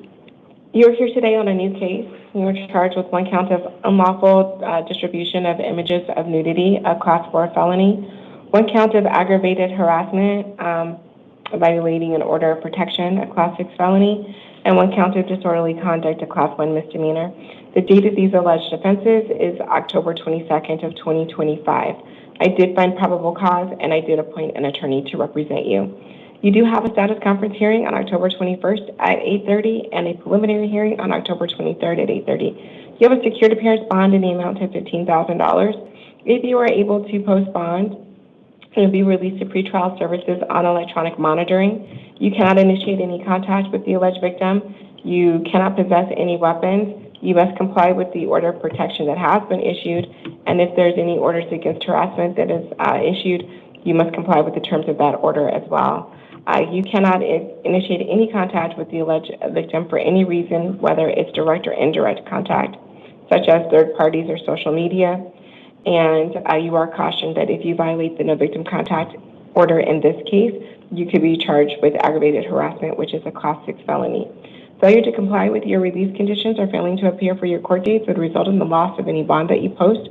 A warrant would issue for your arrest, and additional bond could be imposed. This takes care of everything that I needed to talk to you about today. If you have no questions for me, you'll step to your left. The officer will give you your paperwork. All right, thank you. Mm-hmm.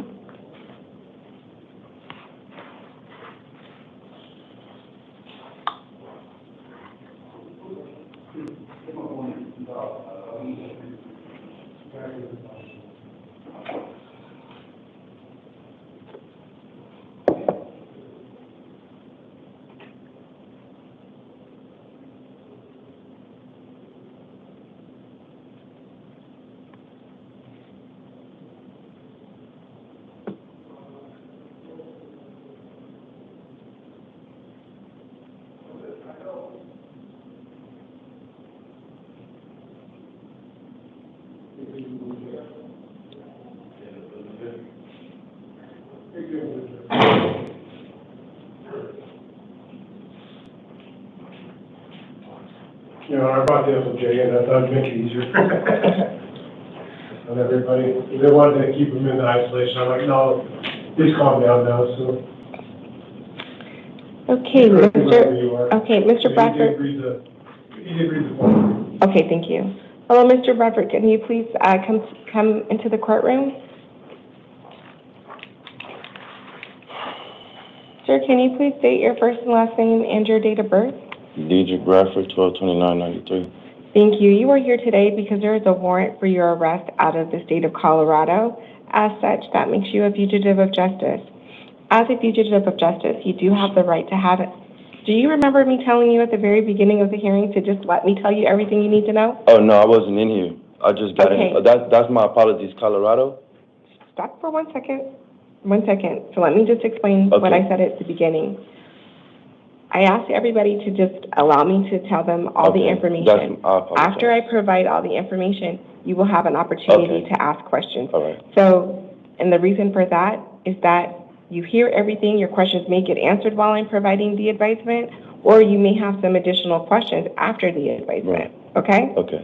All right, so you are here today because you do have a warrant for your arrest out of the state of Colorado. California went, I'm so sorry, I read that wrong. What does it look like? Oh, it looked like it said CO to me. I'm so sorry, it is California, and my apologies. And thank you. As such, that makes you a fugitive of justice. As a fugitive of justice, you do have the right to have an extradition hearing. You would be entitled to bond. In this instance, the bond on your warrant is secured appearance, $85,000. You do have the right to hire an attorney at your own expense. One would not be appointed to you because this matter is civil in nature rather than criminal. An extradition requires a governor's warrant to be signed by both the governor here in the state of Arizona and the governor in the state of California. That process can take between 60 and 90 days. You also have the right to waive an extradition hearing. If you choose to waive an extradition hearing, you would not be entitled to bond, and California would have 30 days from tomorrow to come pick you up. If you have any local charges pending, the 30 days would not start until after those local matters were resolved. My understanding is that you did have an opportunity to review the paperwork regarding the information regarding an extradition proceeding. Do you know how you would like to proceed today? Okay, you said if I don't extradite, they got how many days to come get me? So if you choose to waive an extradition hearing, California has 30 days from tomorrow if you don't have any local charges pending. Okay, and then if I do want a hearing, I'm able to bail out from here? You are able to bail. Your bail would be $85,000, and you would have an initial hearing on October 27th at 1:30. That would be your first hearing.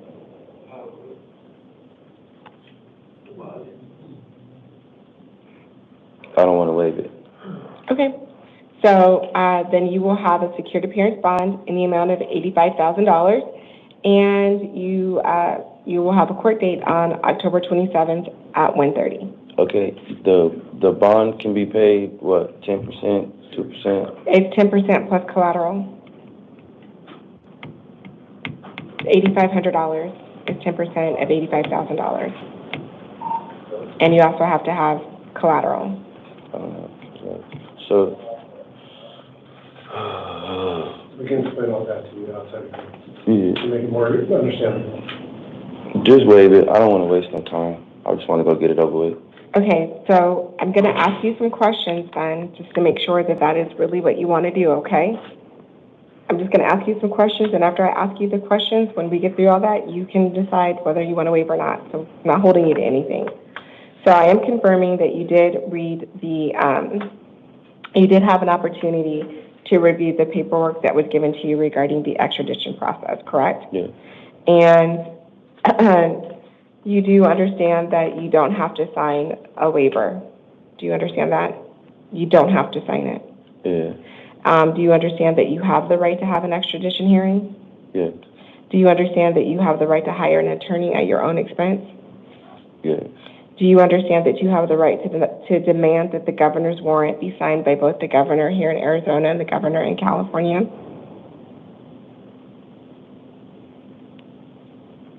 No. Do you remember when I told you that to go through extradition, a governor's warrant has to be signed by both the governor in Arizona and the governor of California? Yeah, what would that do, though? That's part of the extradition process. Okay, I understand. Okay. Do you understand that you have the right to bail? Yes. Do you understand, do you want to give up these rights and sign the paperwork? Yes. Has anybody threatened you or promised you anything to get you to sign the paperwork? No. Have you had any drugs, alcohol, or medication in the last 24 hours? No. I find that you have knowingly, intelligently, and voluntarily are signing the waiver, and I will also sign it. I am going to direct the Sheriff's Office to notify California that you are ready to return. The requesting state will have 30 days from tomorrow to pick you up unless you have any local charges pending. If you have any local charges pending, the 30 days will not begin until after those matters are resolved. Do you have any questions? No. Okay, so you still want to waive? Yes. Okay, so please step forward. We're going to have you sign the waiver. I will edit this.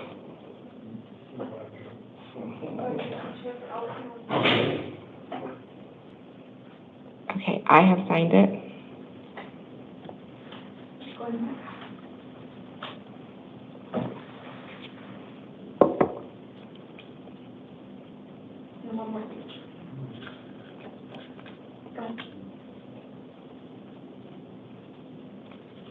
Jamie Raymond, date of birth October 17th, 1989, is here on a new case as well as a probation violation warrant. Jamie is not present in court due to concerns of harm to self.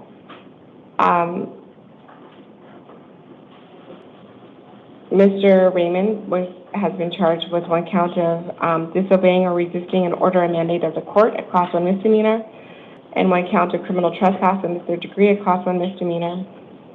I did find probable cause as to those charges, and I did appoint an attorney to represent him. He will have an arraignment hearing on October 21st at 9 a.m., and He has a secured appearance bond in the amount of $2,500.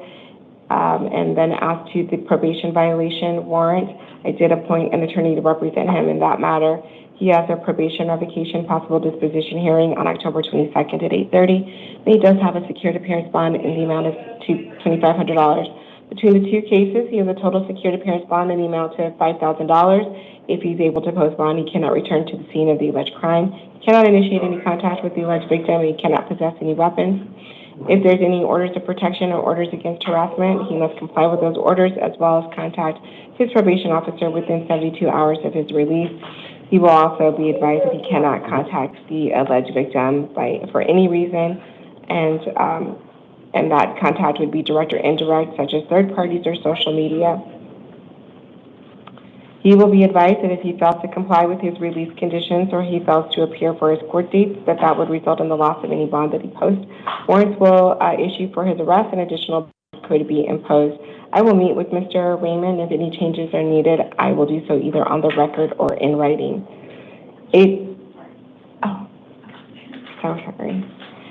Sanchez, date of birth September 3rd, 1984.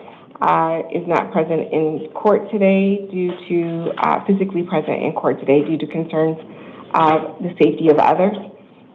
He is here on a warrant for failing to appear for a court date, 2 warrants for failing to appear for a court date. Attorneys were already appointed to represent him in these matters. He will have a status conference hearing on October 21st at 8:30 and a preliminary hearing on October 23rd at 8:30. On the other warrant, he has a probation revocation possible disposition hearing on October 22nd at 8:30, and he has a secured appearance bond in the amount of $250 on that matter. On the other matter, he has a secured appearance bond in the amount of $1,000. His total secured appearance bond between the two cases is $1,250. He will be advised that if he fails to appear for his court dates warrants, he will lose whatever bond he has posted. Warrants would again issue for his arrest, and additional bond could be imposed. I will meet with Mr. Sanchez. If any changes are needed, I will do so either on the record or in writing. This concludes the 8 a.m. initial appearance calendar. We stand in recess until 11 a.m.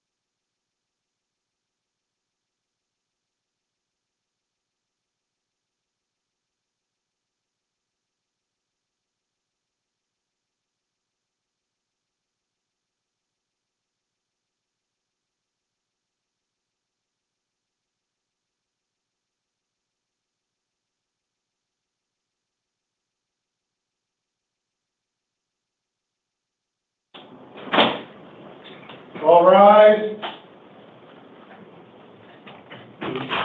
All right, thank you. Please be seated.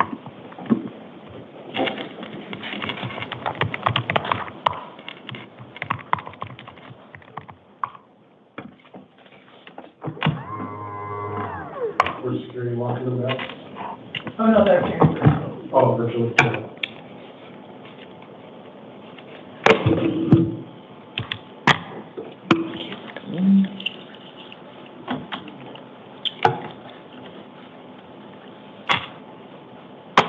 Sorry. This isn't working.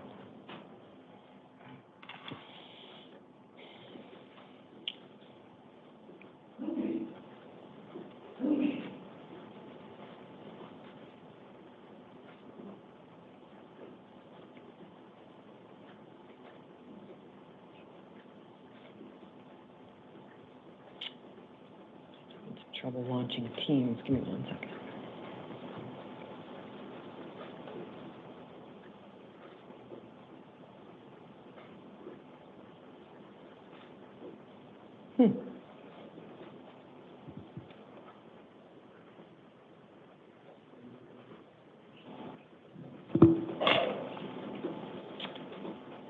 All right, can the interpreter hear me?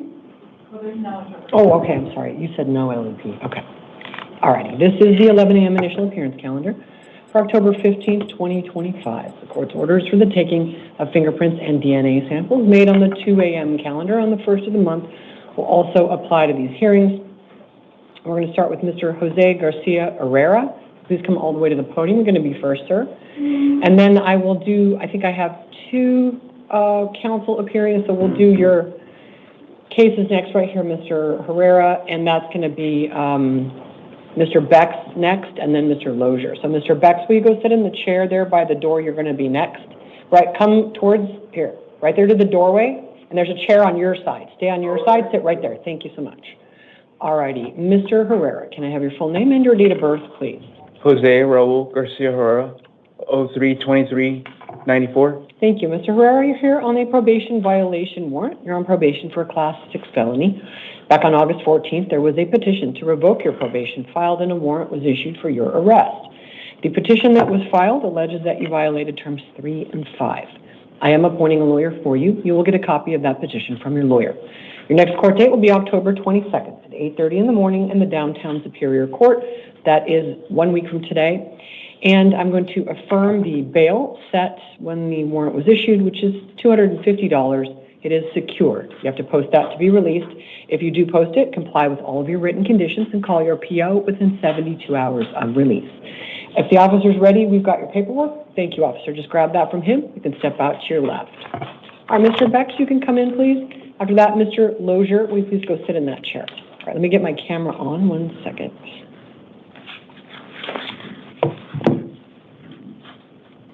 Okay, all right. All right, Mr. Bex, you should be able to see the lawyers on that screen over there. Yeah. Okay, all right. So, Mr. Bex, let's start with your full name and your date of birth, please. 6/1/24/68, William Bex. Okay, thank you. And then the appearance of the state. Thank you, Your Honor. Brooke Gone on behalf of the state. And defense. Your Honor, Justin Whittington for Mr. Bex. Okay, thank you so much. All right, Mr. Bex, you have been arrested on one allegation of possession of dangerous drugs for sale, one allegation of possession of narcotic drugs for sale. Those are both Class 2 felonies. And before I get to addressing bail or release conditions, did the state have anything supplemental to offer on the probable cause as to identification of the seized substances? No, unfortunately, Your Honor, law enforcement did not conduct any field tests, nor were there any admissions regarding the type of substances. All right, then, Mr. Whittington, I'm probably going to simplify your life a little bit right now, and that is because the court does not find, for purposes of this hearing, that the police have met their initial burden of probable cause on these two drug allegations. So what that means, Mr. Bex, is not that the case is dismissed. It means you're entitled to be released. So the allegations are still pending against you. You do have an open and pending court case, but you are going to be released from jail today, which, had there been probable cause, would have been the opposite result. Yes. So Mr. Whittington can help explain that to you later, at a later time. Yes, You ma'am. still have a pending case, so I'm giving you 2 court dates. I'm not appointing a lawyer for you because you've got Mr. Whittington. So I just asked him, Yeah, and you're going to get these dates on paper. Yes, You're ma'am. going to get put in the pipeline to be released. Yes, ma'am. So your court dates for this arrest are Yes, going to ma'am. be a status conference October 30th at 8:30 in the morning. That's about 2 weeks from now. Yes, ma'am. Preliminary hearing November 3rd at 8:30 in the Yes. downtown Superior Court. You Yes, don't ma'am. have any other release conditions though, because I did not find probable cause for anything. But as I did note in my order, the case is not dismissed. All Yes, this ma'am. means is you're entitled to be released. Yes, So ma'am. I'm doing that. So Yes, Mr. ma'am. Whittington, did you want to say anything on that topic? I assume that's the most favorable result you could get today. So any comment, Mr. Whittington? I would be in agreement with you on the favorability, Your Honor. Just want to confirm those dates. That was October 30th and November 3rd. Is that correct? Yes, and court staff will email you a copy of your client's release order. So Mr. Bex, just be sure to reach out to Mr. Whittington quickly after you get out, and he can, give you advice, input, information, etc. Don't miss your court dates. There could still I'm be a not, ma'am. warrant issued for your arrest if you miss one of these court dates. Yes, All right ma'am. then. So then we'll be all done. Counsel Whittington, you're welcome to disconnect. And Mr. Bex, if you'll take your paperwork, you can step out to your left. Thank you, ma'am. Thank you. All right, Mr. Lozier. And then it'll be Mario Cepeda Jimenez. If you please go sit in the chair. All right, right there to the podium. All right, thank you. Oh, okay. All righty, Mr. Lozier, may I have your full name and your date of birth, please? Ryland Scott Lozier, July 22nd, 2007. And then the appearance of counsel for the state. Oh, we can't hear you. I apologize, Your Honor. Brooke Gahn on behalf of the state. All right, and you see that, you can see them over there, Mr. Lozier, if you want to look. All right, and then counsel for the defense. And good morning, Your Honor. Kelly Stanford on behalf of Mr. Lozier, who is present. Welcome. It's a pleasure to see you. It is. It's been a long time. All right, Mr. Lozier, you have been arrested on one allegation of criminal trespass in the second degree as a Class 2 misdemeanor. Did the defense want to be heard on probable cause on that allegation? No, Your Honor. All right, so Mr. Lozier, based on what the police have submitted, I do find they have provided probable cause for this allegation. That's just a finding for purposes of this hearing. Your lawyer can explain to you what that means later, but I do find probable cause for this offense. So I'm not appointing a lawyer for you, and you have hired Ms. Sanford as well. So I'm going to just give you a next court date in a moment. Did the state want to be heard on release conditions? I am inclined to release Mr. Lozier with orders not to go back there, not to have contact with co-defendants, no weapons, no drugs, no alcohol, all of that. Yes, Your Honor, the state does not oppose an OR release. It doesn't appear that Mr. Lozier has any prior adult criminal history, nor could we find any juvenile history. So given that and the fact that this is a misdemeanor charge, we think OR release is appropriate. Okay, thanks. Ms. Sanford. Your Honor, we agree, OR release. Mr. Lozier just turned 18 in July. He has no prior criminal or adult history. He does still reside with his parents. His family has been in contact with me, so we think OR is appropriate. Okay, thank you. All right, Mr. Lozier, I am going to release you on your own recognizance. That means your promise to come to court and comply with release conditions. Do you promise to do those things? Yes, I promise you. All right. Do not go to the scene of the alleged crime. No part of that complex. Don't have any contact with any of your co-defendants. They're about to get the same order. Do not possess any weapons, no drugs without a valid prescription, no alcohol. Don't miss your court date. It's going to be, any of your court dates. Your next one will be November 4th at 2 in the afternoon. That's going to be in the Arrowhead Justice Court. The address will be on your paperwork. And I think that's everything. So we're going to get you a copy of that, Mr. Lozier. Counsel Sanford, we will email you a copy of that. And don't be a stranger. All right. Thanks, Judge. Take Okay, care. thank you. You're welcome to disconnect. All righty. Then Mr. Cepeda Jimenez, we come to the podium. After that, Adriana Rodriguez, we go to the chair. And Ms. Gaunt, did you want to stay or you need to be excused? If I could be excused, Your Honor. Absolutely. Have a great day. Talk to you next time. All righty. Mr. Cepeda, where are you? I'm missing Mr. Cepeda Jimenez. His first name is Mario. He's dressed out. He's about 24 years old. Okay. Mario.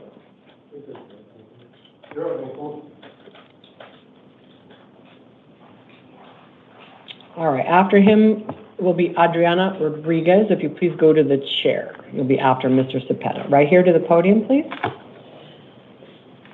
All right. Good morning, sir. May I have your full name and your date of birth, please? Maria Antonia Cepeda Jimenez, September 24, 2001. All right, thank you. You are before the court on 5 matters. 4 of them are probation warrants. 1 of them is a new arrest. I'm going to start with your new arrest.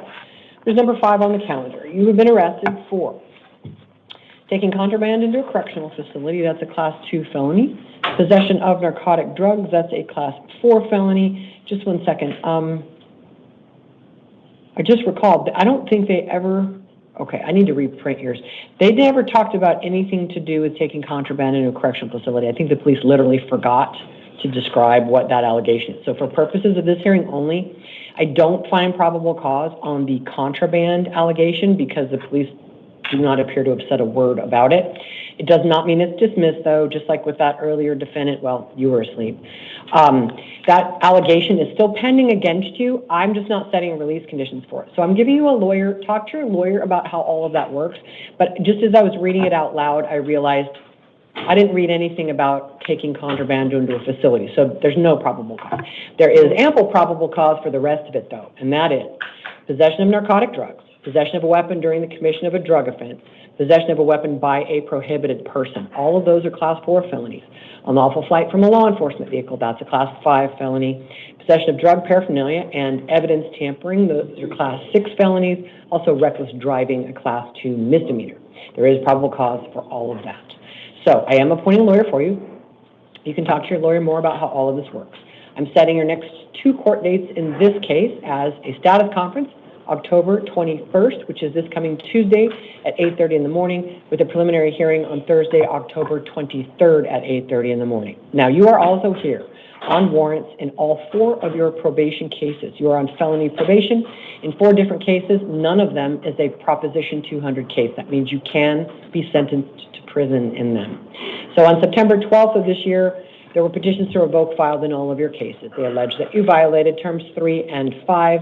You'll get a copy of those petitions from your lawyer at your next court date, and I am appointing a lawyer for you in all of your probation cases.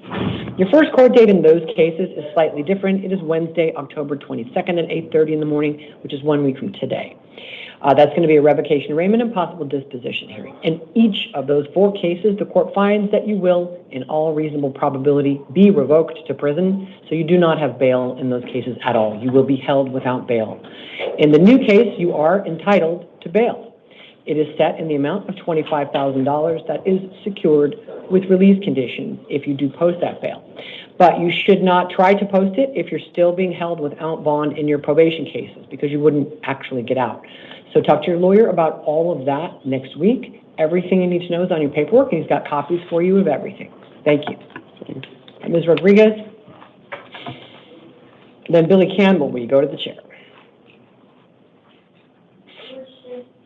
Podium, please. Right here? Yeah, that's the podium right there. All righty, may I have your full name and your date of birth, please? Adriana Rodriguez, 12/22/05.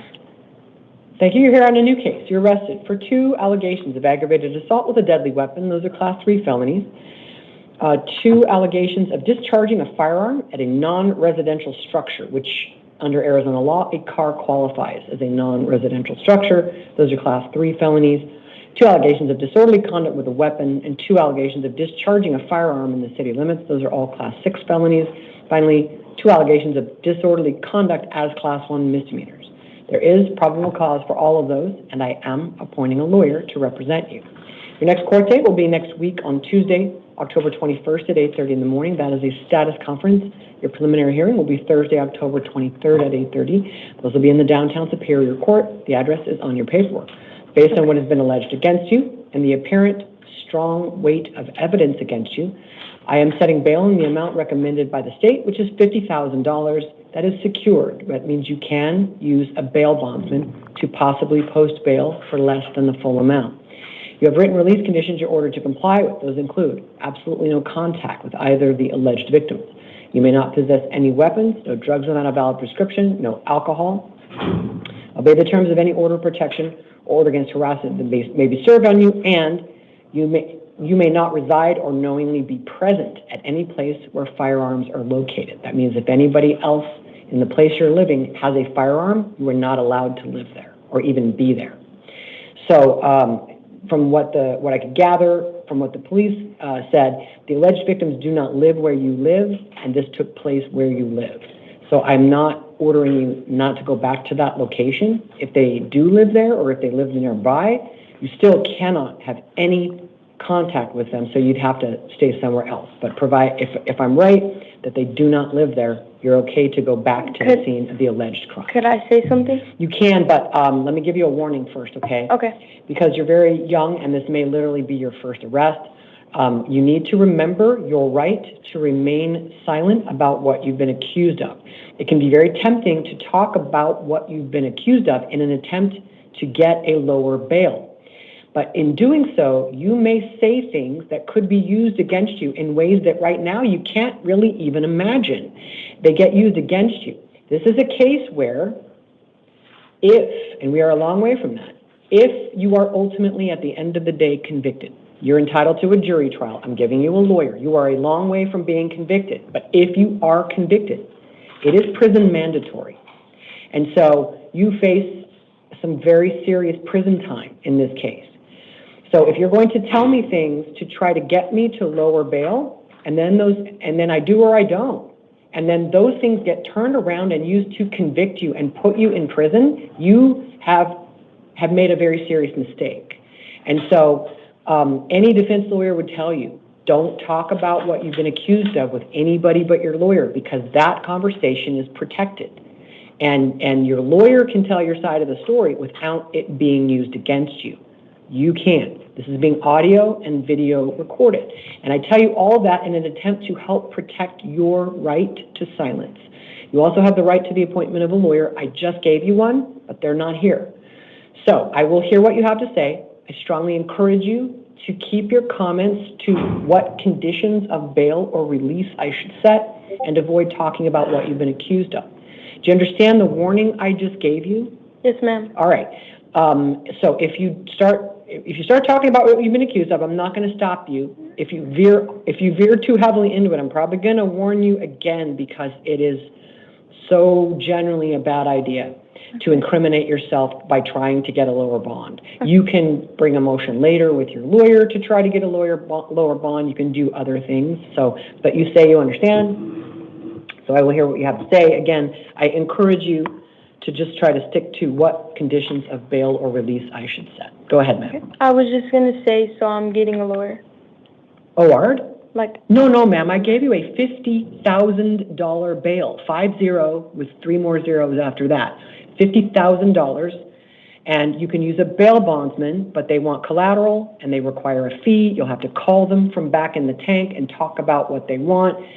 They might be willing to do a 3-way call to a family member with you to talk with a family member about possibly posting bail.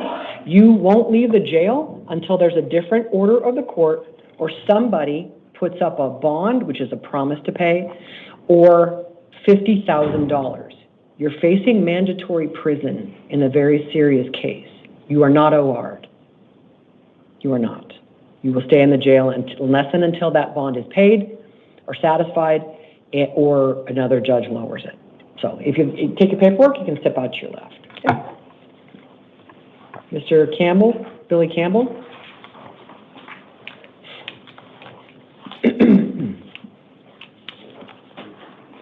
All right, then Nicholas Long, we go to the chair.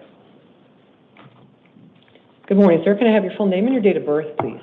7/21/54. Are you Billy Joe Campbell? Huh? Are you Billy Joe Campbell? I'm Billy Joe Campbell. Would you like some headphones? They might help you hear. Okay, let's try the headphones for Mr. Campbell.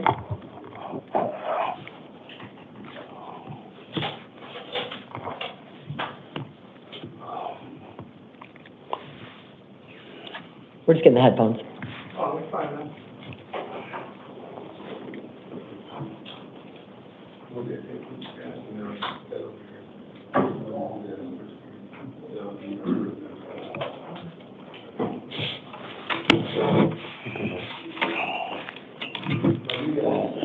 Okay, sir, I'm going to speak quietly and see if that helps. Give me a thumbs up when you can hear me. I'm going to keep talking. You got it? Okay.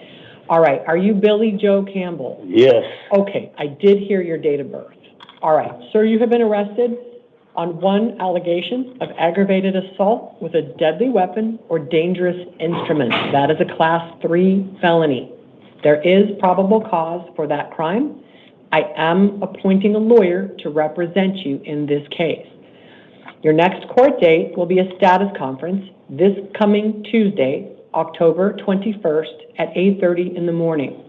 We are also scheduling a preliminary hearing October 23rd at 8:30 in the morning. Those will be in the downtown Superior Court, and the address will be on your paperwork. In this case, based on what is alleged against you and your prior criminal history, bail is set in the amount of $25,000. If you post it, you will have to wear an ankle monitor to prove that you are not living where the alleged victim lives. You will have to stay somewhere other than that apartment complex while the case is pending. You may not have any contact with him. You can do a civil standby with a cop to collect belongings from your apartment, but then you have to find another place to stay and provide proof to pretrial services. You may not possess any weapons, no drugs without a valid prescription, no alcohol. Everything else will be on your paperwork. Everything I just told you is on your paperwork, so we're going to give you a copy of that, and you can keep that as you step out to your left. All right, officer, you got the paperwork for him? All right, thank you.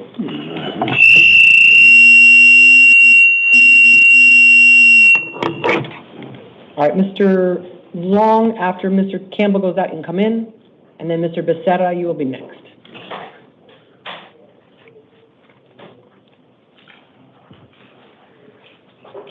Hello, sir. Can I have your full name and your date of birth, please? Nicholas Pierce Long, date of birth is January 27th, 1990. Okay, thanks. You're here on a probation warrant. You're on probation for a Class 6 felony, and there was a petition to revoke your probation filed on September 5th. It alleges that you violated terms 3, 5, and 13. You'll get a copy of that from your lawyer. I am appointing a lawyer for you. Your next court date is going to be in the downtown probation court 1 week from today. It is October. I have to reprint this one too. I'm sorry. I forgot to click some boxes. Your court date is 1 week from today, October 22nd at 8:30 in the morning. That'll be in the downtown probation court. The address is on your paperwork. And you have a $1,000 secured appearance bond and written release conditions you have to comply with.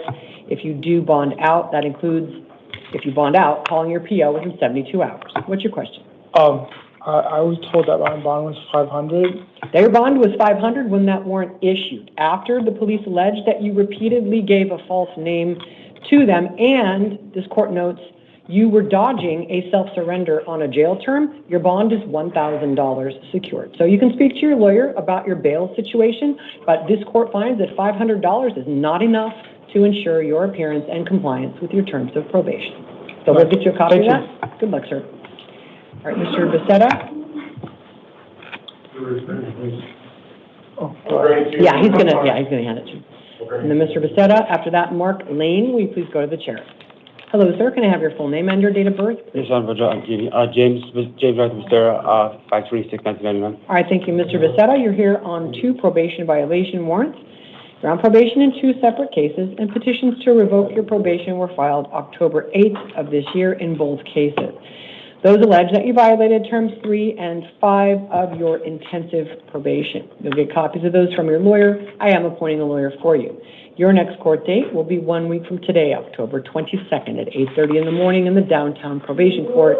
That will be a revocation arraignment and possible disposition hearing. In each of your 2 cases, your bail is $500. That is secured for $1,000 total.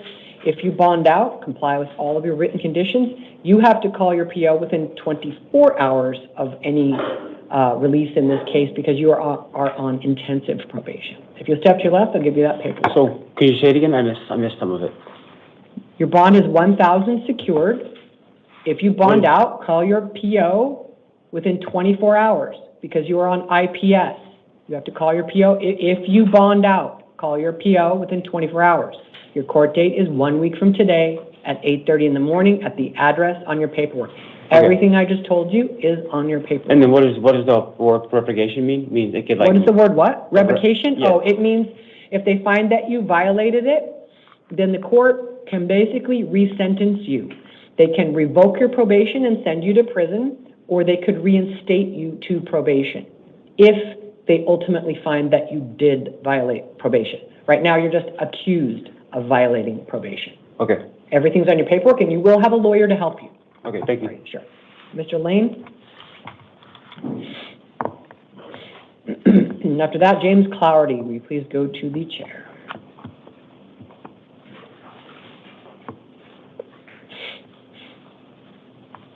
Hello, sir. May I have your full name and your date of birth, please? Mark Lane, 2/16/1963. All right, thank you, Mr. Lane. You're here on a warrant for failing to appear in a case in which you've been charged with consumption of alcohol in public, which is a Class 2 misdemeanor, and failing to appear in a misdemeanor case, which is also a Class 2 misdemeanor.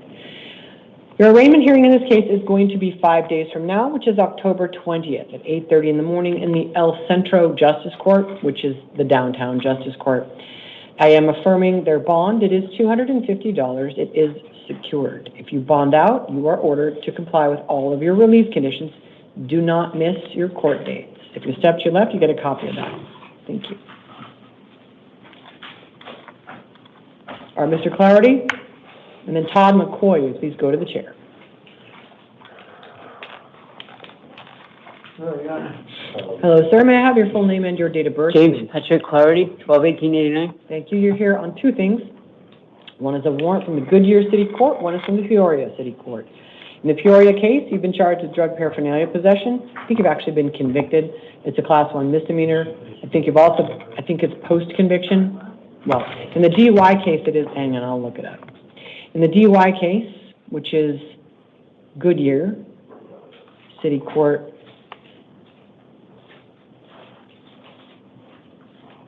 you have already been convicted. I don't know if this is a typo or not, but they put this out with a $15,000 bond. I'm not doing that. So, all right, so that's Goodyear. And in Peoria,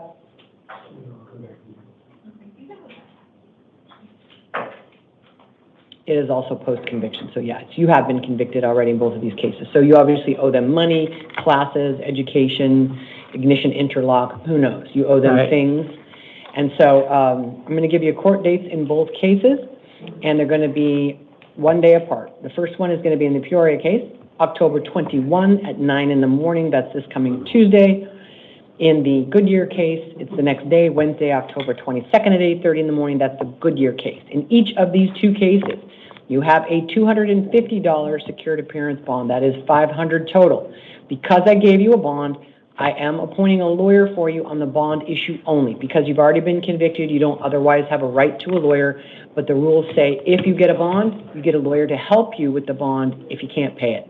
If you do pay it, then you won't have a lawyer, and you need to get yourself to court. The reason you're getting bond is for not showing up.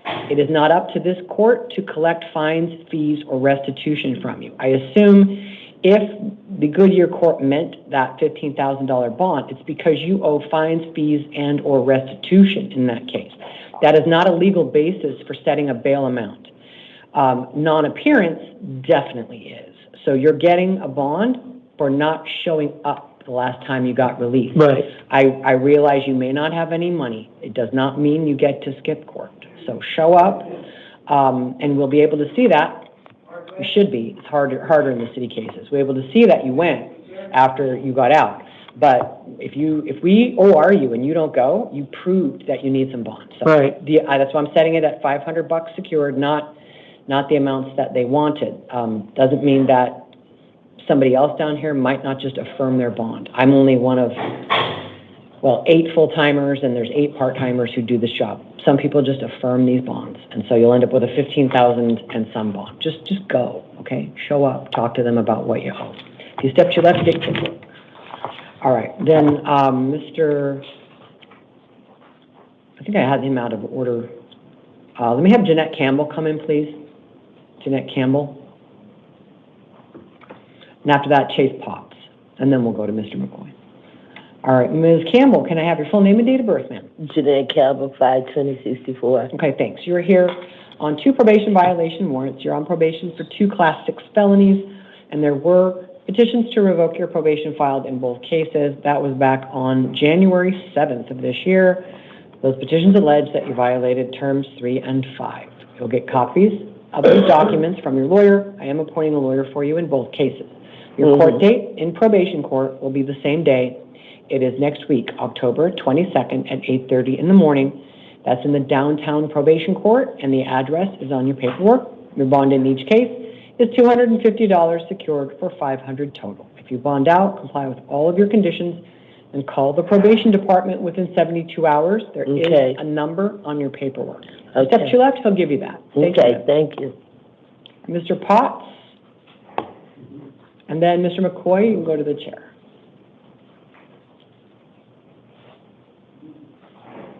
Hello, sir. Can I have your full name and your date of birth, please? Chase Eric Potts, 21190. All right, thank you. Mr. Potts, you're here on two things. One is a new arrest. One's a warrant from the Peoria City Court. I'm going to start with the Peoria warrant first.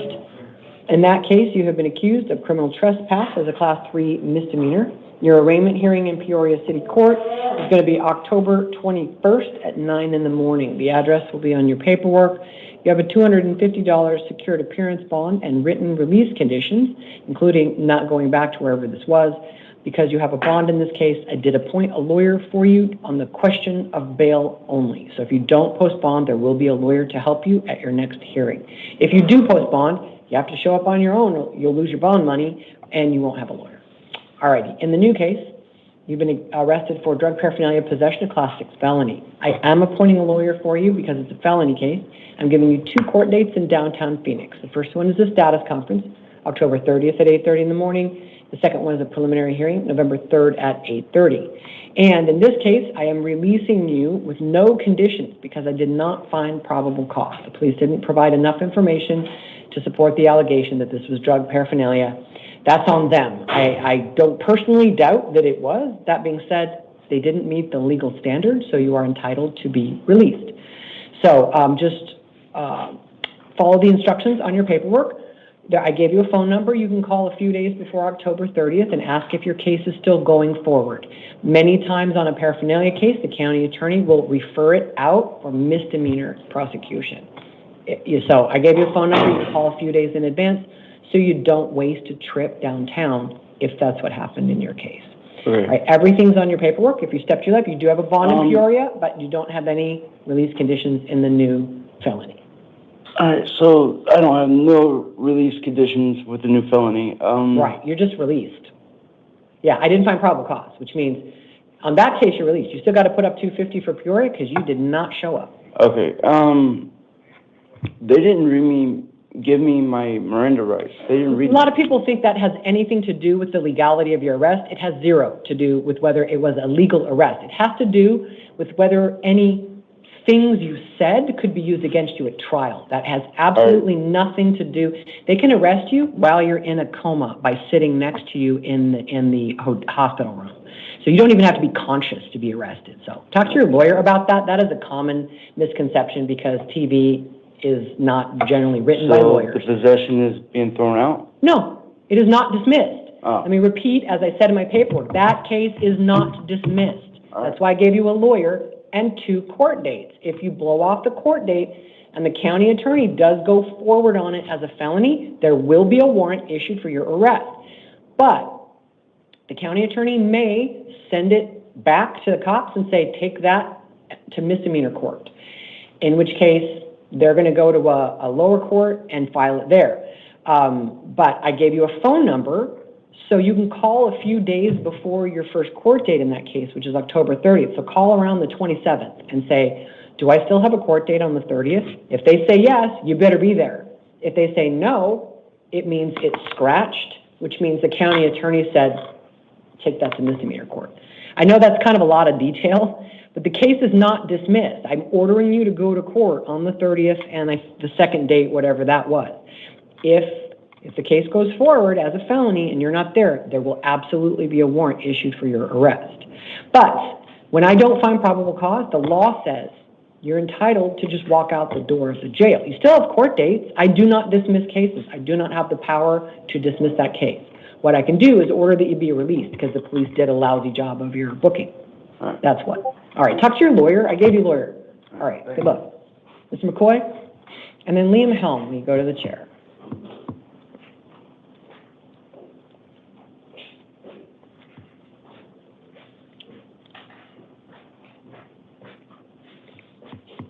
Hello, sir. Can I have your full name and your date of birth?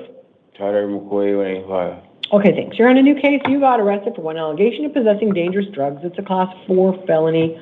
I am appointing a lawyer for you. Your court dates are going to be a status conference October 30th at 8:30 in the morning and a preliminary hearing November 3rd at 8:30. The address for the downtown Superior Court is on your paperwork.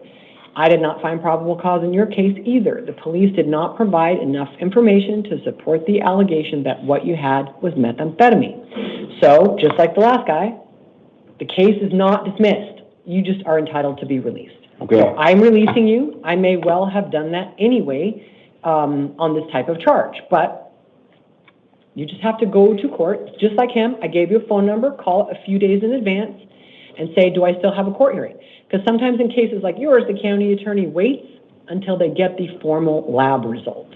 They might just say, we'll wait for lab results, which will mean these court dates will go away and they'll file it later if it comes back positive. So I just recommend you call a few days in advance so you don't waste a trip downtown. Okay. All right, everything's on your paperwork. You're going to be released. Don't lose your paperwork. All right, thank you. Thank you, sir. Mr. Helm. Good afternoon, Your Honor. How are you doing? Good, sir. And then Mr. Borders, we go to the chair. Hello, sir. May I have your full name and your date of birth? Liam Thomas Holmes, 11/17/2003. All right, thank you. You're here on a new case. You were arrested for unlawful flight from a law enforcement vehicle. That is a Class 5 felony.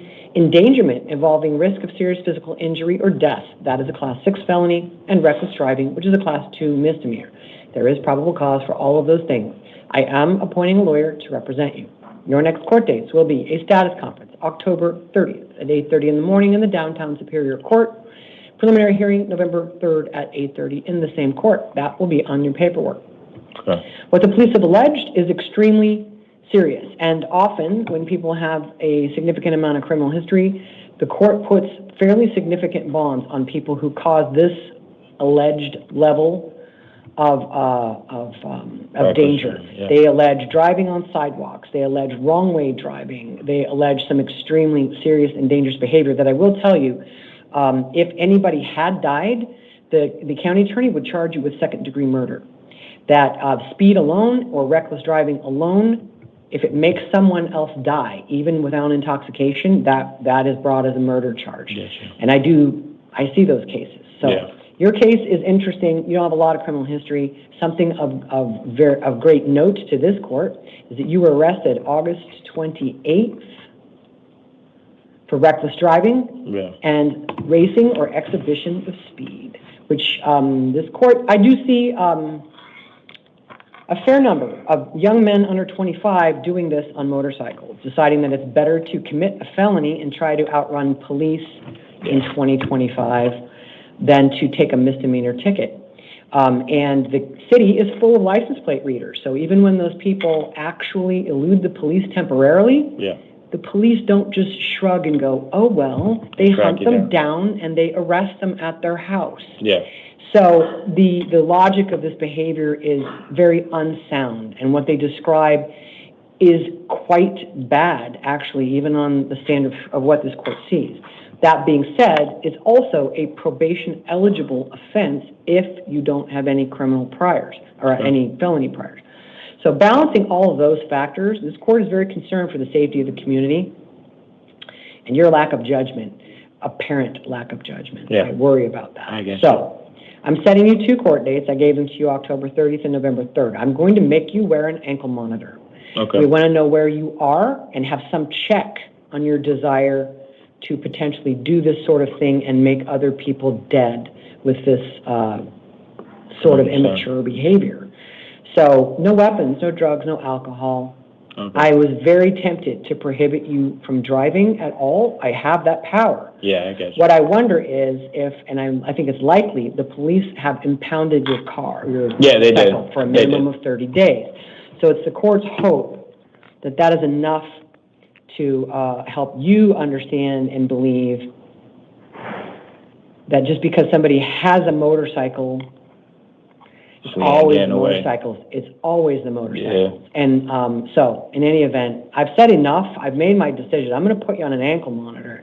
But And I to appreciate quote that. an esteemed colleague, we don't set bail based on how much we dislike what a person is accused of. Because if we did, very few people might leave the jail. So I dislike it a lot. It is quite shockingly dangerous, and I do the hearings for the people who maim and kill others with this type of behavior.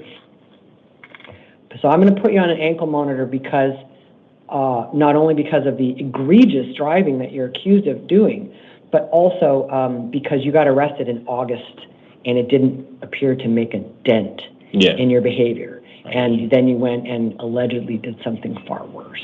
Take your paperwork. You have to be hooked up to the ankle monitor before you can leave here. Okay. But you should be out, one hopes, by dinner time. Do not miss your court dates. Don't violate your release conditions.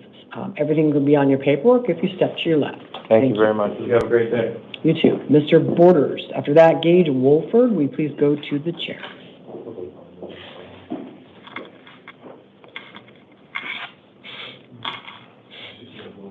Right here at the podium, sir. Good morning, sir. Can I have your full name and your date of birth? Quentin Borders, 31083. Okay, thanks. You're in a new case. You're arrested for, now I'm wondering why is it 2 allegations? Just 1 second. Because I remember we prepped these, both protected parties. Okay, so 2 people. That's why. Okay. So you're accused of 2 instances of disobeying a court order, also known as interfering with judicial proceedings. Those are class 1 misdemeanors. There is probable cause for those. I am appointing a lawyer for you. You'll meet that person at your next court date, which is an arraignment hearing October 29th at 1 o'clock in the afternoon in the Arcadia Biltmore Justice Court. That address is on your paperwork. And I'm going to release you. You are not the first person I've ever seen arrested under these exact circumstances. But the consent of the protected parties is not a legal defense to violating that court order. It is literally irrelevant. Except that I do take it into account in terms of it's not you showing up at their house and screaming and yelling and demanding to be let in when you're obviously riding around in a car with them and it appears to be voluntary on everyone's part. That's why I'm releasing you. But it's not a legal defense to this charge. So you are ordered not to have any contact with them. I recognize you may well have been living with these people, in which case you have to find a different place to stay. Even if they go quash it tomorrow, which you cannot call them and ask them to do. You cannot contact them. And that's witness tampering, which is a felony. If it were to be quashed, you still need a court order in this case. And violating this order can be a felony. I put the statute on your paperwork. Violating an order of protection can only ever be a misdemeanor. That's why you're standing here today. You violate my order and it can be a felony. So this got a lot more serious. So people in your situation, I always advise, just follow the rules for a while until you get court orders. It may be inconvenient. It may be really inconvenient and unpleasant. I don't even know who the alleged victims are. Could literally be your child or children. This is not forever. Follow the court rules. If you break them, you're going to get arrested again. Wait for this to play out. If indeed that person wants to have contact with you now, they'll be talking to victim services, and victim services can say, well, go get it quashed, and those kinds of things. But in the meantime, if you're under a court order, you can be arrested for violating it. So try to have a little bit of patience, live with it until you get out the other side. Assuming one or both of these people is closely related to you, this is not forever. So I'm releasing you. Follow these orders. No weapons, no drugs, no alcohol. That's standard in these kinds of cases. No contact with them. If you are living where they are, I can give you a civil standby. Do you need a civil standby to collect belongings? That's where you call the cop. The cop goes with you to keep the peace while you take some stuff. Do you need one of those? I probably do. All right. I don't want you to incriminate yourself or anything. That's why I'm not asking really. I just want to know, do you need a civil standby? So I'm going to put right here, if a civil standby is needed to collect belongings from any location where either alleged victim lives,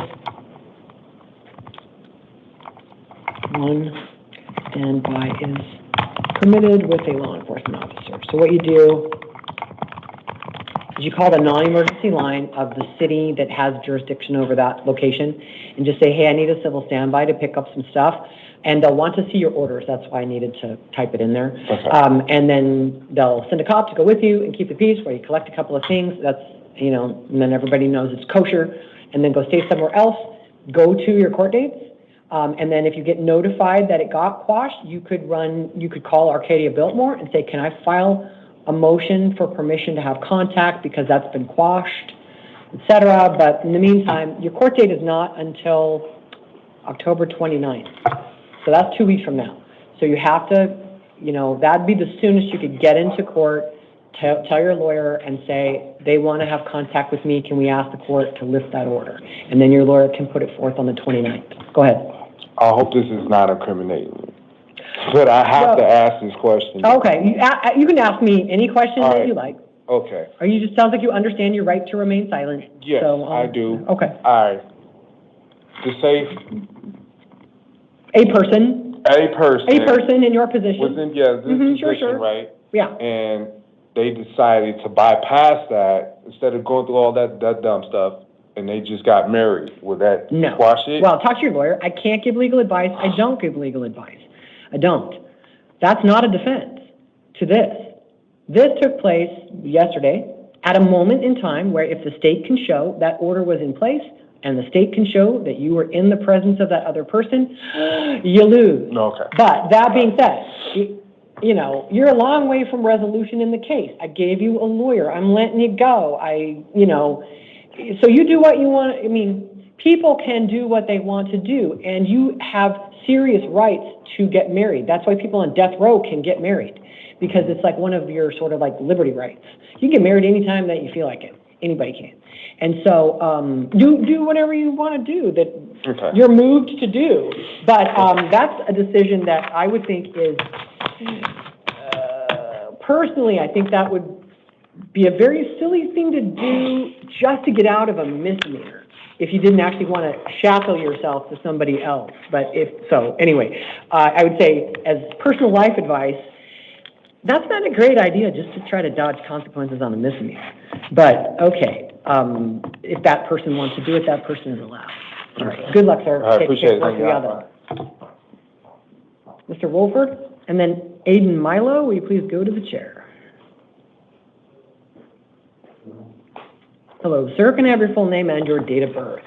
Gage Wilford, July 23rd, 2007. All right, thanks. You're here on a new case. You were arrested for criminal trespass in the second degree, a class 2 misdemeanor, and carrying a concealed deadly weapon under the age of 21, and that is a class 3 misdemeanor. There is probable cause for both of those things. I'm not appointing a lawyer for you because I'm currently planning to release you, and you're not otherwise entitled in this type of misdemeanor. You have the right to hire a lawyer at your own expense or to go and represent yourself. Your next court date will be an arraignment hearing November 4th at 2 in the afternoon. That is in the Arrowhead Justice Court. The address is on your paperwork. That's about 3 weeks from now.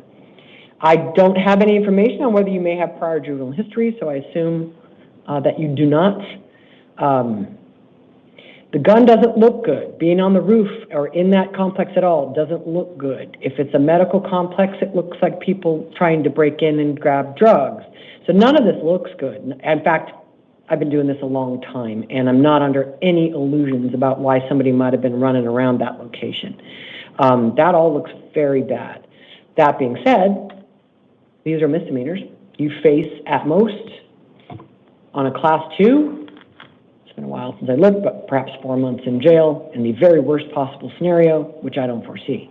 That's provided the state doesn't try to bring some kind of felony charge against you, like attempted burglary of a commercial building, which would be at a minimum a class 5 felony. So you can talk to a lawyer about all of those outcomes. And as I told somebody earlier, we don't set bail based on how much we may dislike what someone is accused of or think, why would 3 kids with no priors be running around with a gun on the roof of a commercial building? So, I'm releasing you, Mr. Wolford. Do not possess any weapons. No alcohol. What are you, 18? Barely? no drugs without a valid prescription. And if you were up there thinking of burglarizing that location to score drugs, maybe talk to somebody about getting some help. So if you'll step to your left, you get a copy of your paperwork, you'll be out in a few hours. Mr. Milo?